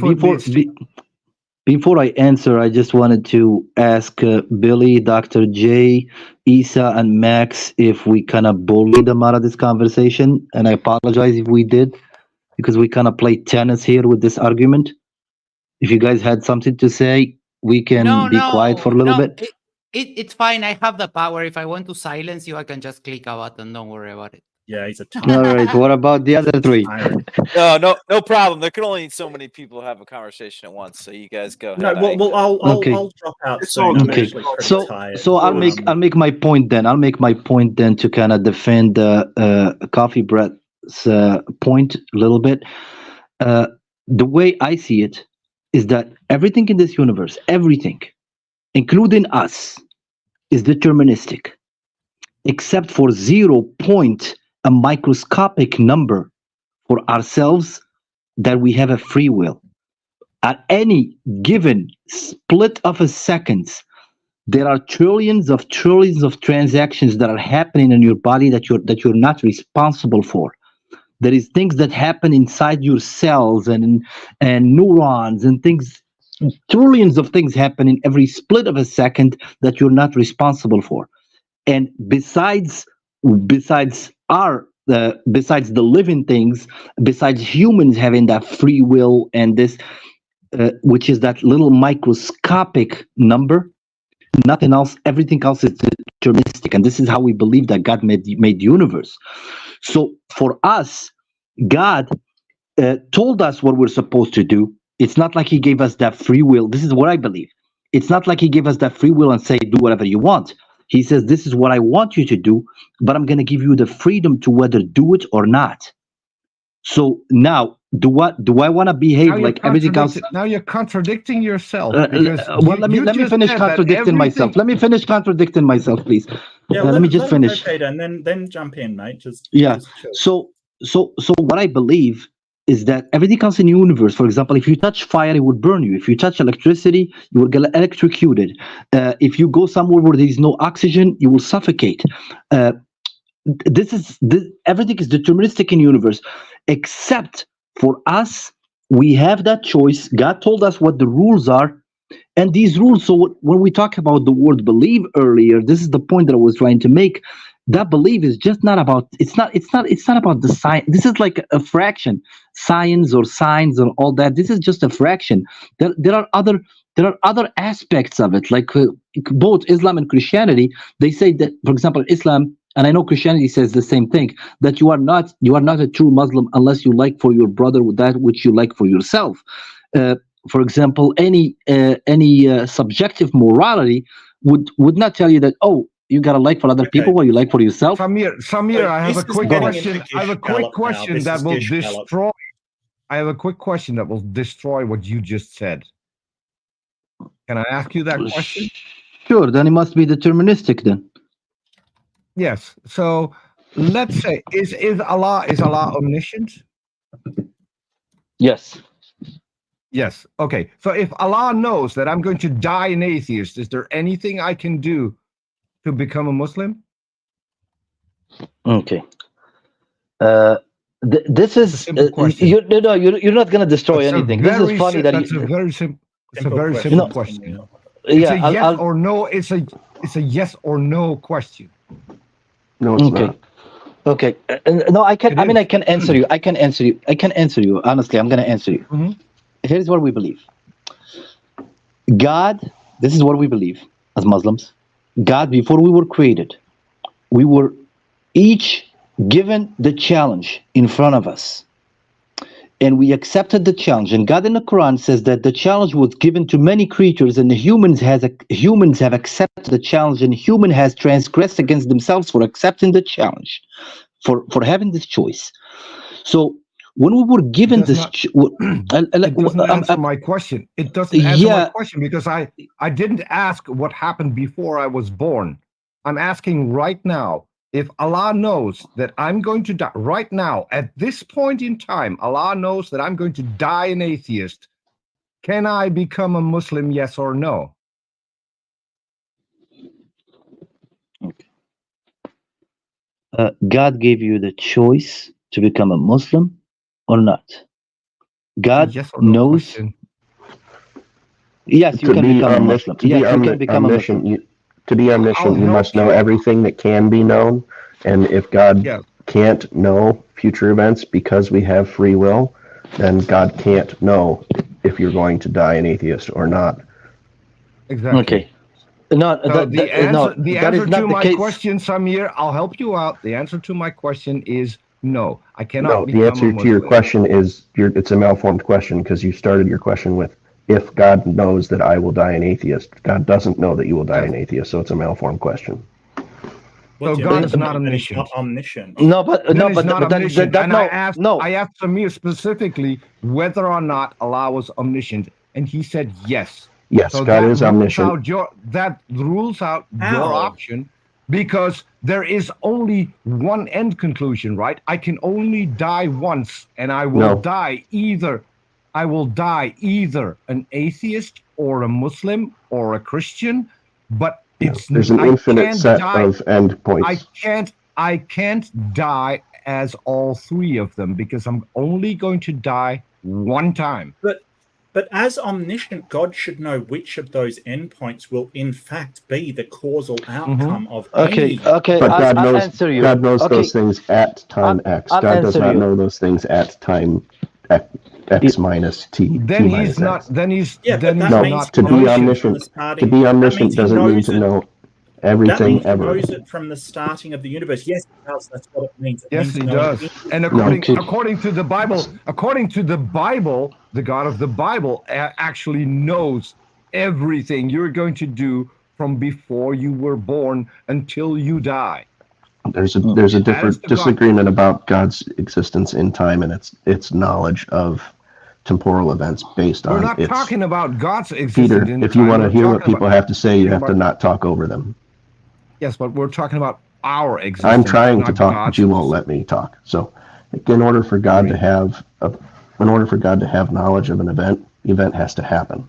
So, if God isn't open time, I don't know if God is even real. But there's a lot of different thoughts here, and you're taking one philosophical approach to this problem, and there's a number of them. And one of those philosophical approaches says that God's omniscience is limited to its position in reality. This is a philosophy developed by Hartshorne in his Divine Relativity. If God lives outside of time and its knowledge is relative to the experiences that are occurring in the moment, then God grows as time grows. And its knowledge grows as time grows. outside of time, that means that he's impotent. Hang on, Peter, that aside, we've gone off the topic because this in no way addresses whether you can choose beliefs or not, which was the original thing we were talking about. Because you can have free will and still decide actions you take without changing your beliefs. So it is nothing to do with the original topic. It's just, I'm really sorry, Samir, you're just throwing stuff out. Then you wanted to go to morality. Which is Samir. Samir. Then you wanted to go to morality, which is gish galloping. You're just throwing out and seeing what sticks. I'm terribly sorry. I'm really tired. I'm gonna pack it in because I did the debate and now. Okay, can I just finish my answer if you don't mind, because I never finished my answer. You're able to talk as well because I did. Okay, thank you. Because I never finished my. I never finished. Peter, please. I never finished my answer to you when you just. Okay. Go ahead. I'm gonna give you a very simple answer, and I believe it's a beautiful answer. I just hope you can appreciate it. If you know the what they call them, the Einstein twins or whatever, when two twins were born and one of them travels at the close to speed of light and comes back, and like he barely aged, and the other one is 9 years old. So now, if we look at those two people. If the person that traveled at the speed of light somehow is omniscient and can figure out what the other person did during his 90 years, then at 5 years old, he would know what his brother did up to 90 years old. So now we're talking about God like only the rules of physics that we know here will apply to God. If different rules can apply to the Einstein twins, so I don't know how we can enclose God within our little accumulated knowledge. And God also in the Quran talks about things in the future in the form of the past. So we're talking like the Einstein twins. So maybe there is a factor that neither of us can factor in so you would understand why God knew that you weren't going to die as a believer. Samir, that's not how time dilation works, mate. That isn't how time dilation works. No. The other person, no, Samir, the other person's not actually in the future, right? They just traveled, like they just experienced more time than the other one. They're both in the present. That isn't how that works. Okay. What the example that I gave you, I said you take that example and you add a little more supernatural thing, because this is unusual for two people to age differently. I'm sorry. This is unusual for two people to age differently. So this is an experiment by humans. So now if you add the power of the all-powerful God, then he can have other criterias to add to this little Einstein twin experiment, to where God would see things that you would not see, to where your future is the past to God. Okay, I'm going to help you out, Samir, because you're kind of like not helping yourself here. Like, look up how time dilation works, because I know you're how not it works. helping you. And also, if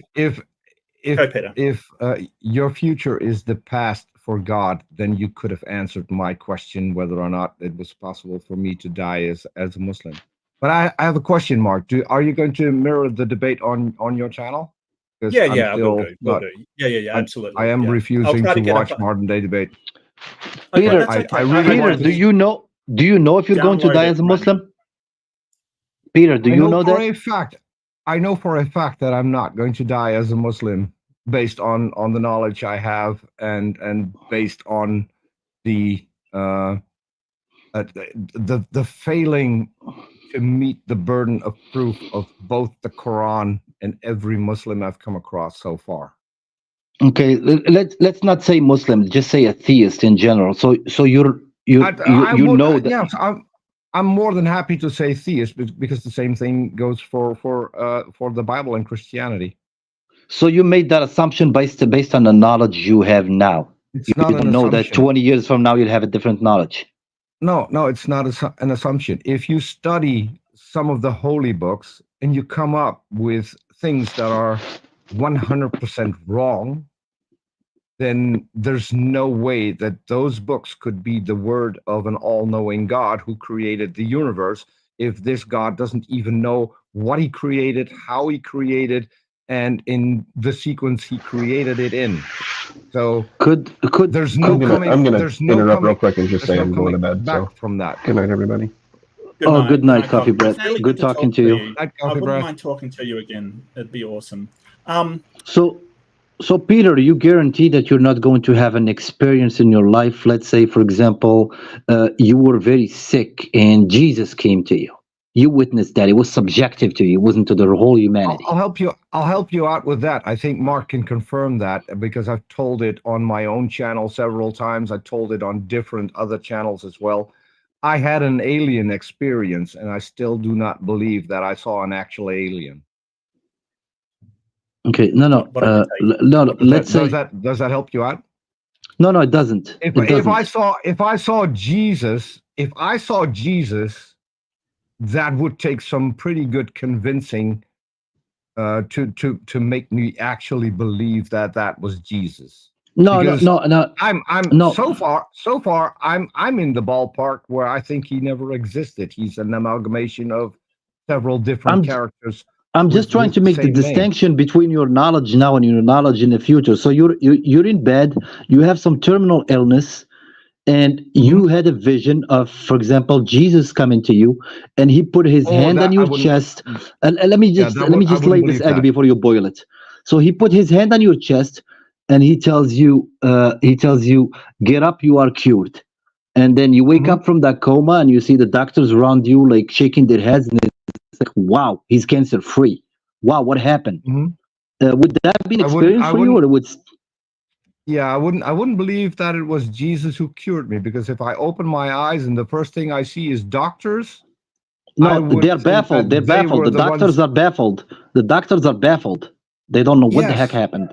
They're looking at you and baffled. The doctors wouldn't be baffled, because we know that cancer can go. No, I gave you an example where they're baffled.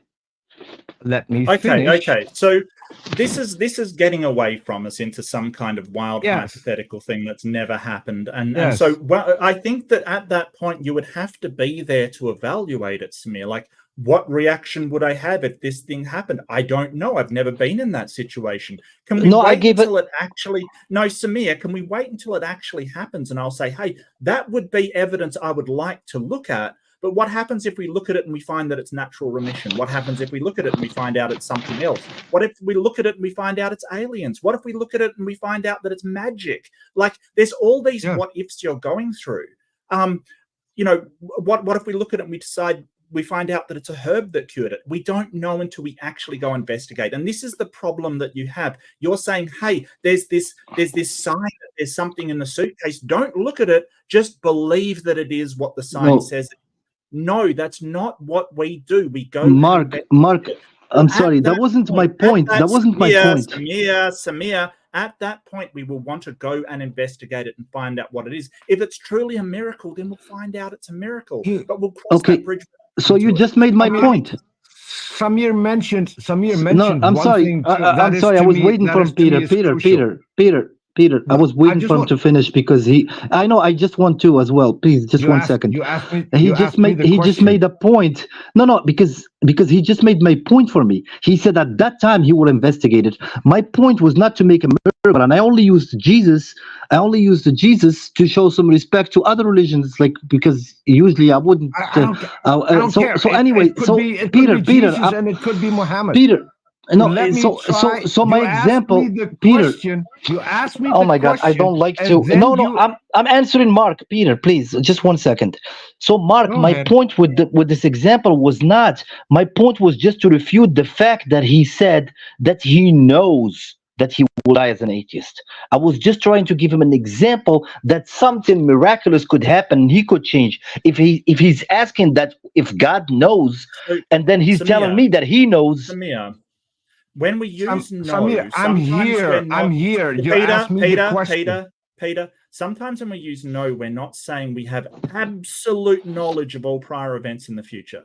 When I say I know this will happen, what I'm saying is I have an incredibly high confidence level in it. Like, I know that this is reality around me. But part of me says, hey, I don't absolutely know 100% without any kind of margin at all, because it's impossible to know. And I can get into that at some other point. You know, I really don't want to go through hard solipsism and simulation. That's the point I was trying to make. That's all. But Samir, when we say we know, it's a justified true belief claim, right? So we know, like, hey, we have a justification for it, which Peter in fact gave. And if in fact that is true in the future, then Peter did know that. If he dies an atheist, then he damn well knew it.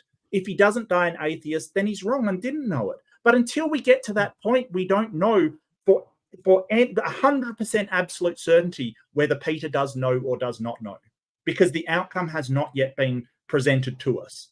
Once it happens, unless Peter lives forever, which I really hope happens, but we won't know. That's the point. That's exactly the point I'm making. You can call it 99.9999%. Call it whatever, but it would not be a certainty right now that you know. That's not what how you're going to die. Means. There's never any absolute 100% certainty. Even when I say, hey, I know the sky is blue, right?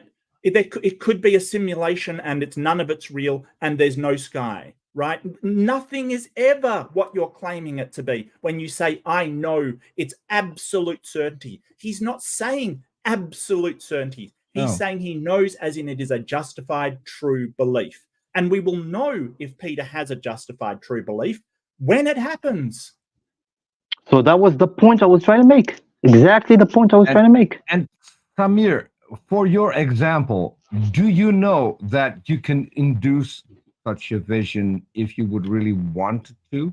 Because I can direct my dreams. All I need to do is play something in the background that will control my brain, and my dreams will go either this way or that way. And I have several different things that I can play, and I know what I'm going to dream about, and I'm going to enjoy my dreams.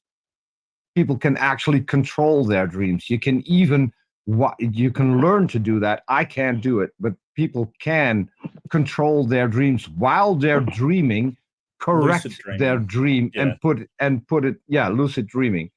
So your example of me having a vision of Jesus could be induced by two people standing beside my bed talking about Jesus, which induces a vision that I have, and I see an actual guy that I think looks like Jesus, because no one knows what Jesus looks like. So we couldn't even identify him, even if we saw him. If I bumped into him on the street, I wouldn't know that it was Jesus.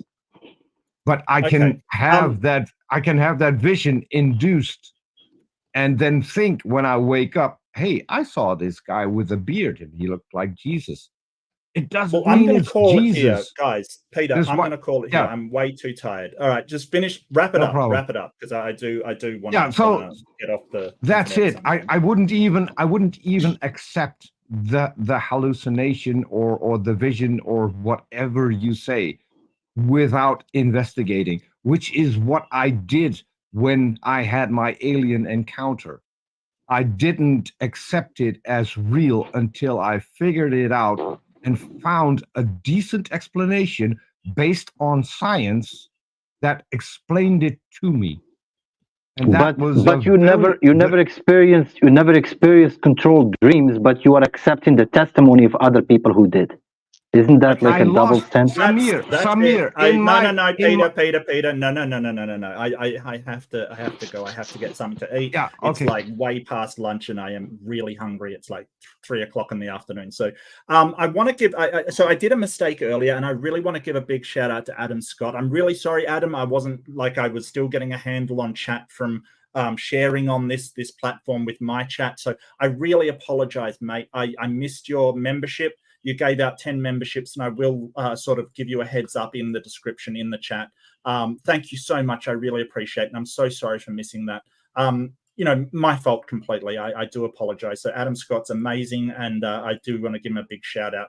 I want to thank everybody for talking to me. I'm going to go. You can still argue all you want. It's just I'm going to close my stream and leave. That's all. No, if you're closing your stream, then we'll wrap it up. And it's like. Yeah, sorry, Peter, I can't. And sorry, Samir, I can't. I've been debating, and now I'm done 3 hours off. Don't say you're sorry, Mark. You know better. You don't need to say you're sorry. No, that's okay. You're tired. That's okay, Mark. I hopped in late, so I appreciate you even staying up this late. Yeah, no worries at all. But thank you so much. See you, Dr. J. Thanks. See you, Isa. Always a pleasure, Isa. And Billy Bong's a lot. Amazing. Don't worry about it. Look, just shave your head. Just do it. Just embrace it. Embrace. Yes. Embrace. I do, but I. My head is shaving. My head is shaving itself. So it looks. I'd lose my head is shaving itself. I'm growing forehead. Okay. Well, I'd lose my job with Be kind to yourself. Be kind to yourself. Be kind to each other, and I will see you in the next one. So, and I will put the debate up as soon as I can. Thank you so much, everybody. So we're going to wrap Mark. it up. We're going to wrap it up. Right now, I think we're streaming to Mark's. So subscribe to Mark if you're not subscribed. Like, share, leave a comment afterwards, and also subscribe to MattersNow. And we'll leave it for there tonight. Thank you so much to everyone that came along, and good night. Have a good weekend, everyone. All right. Thank you, everyone. Have a great night. Thanks for having us. And if you click subscribe, you'll see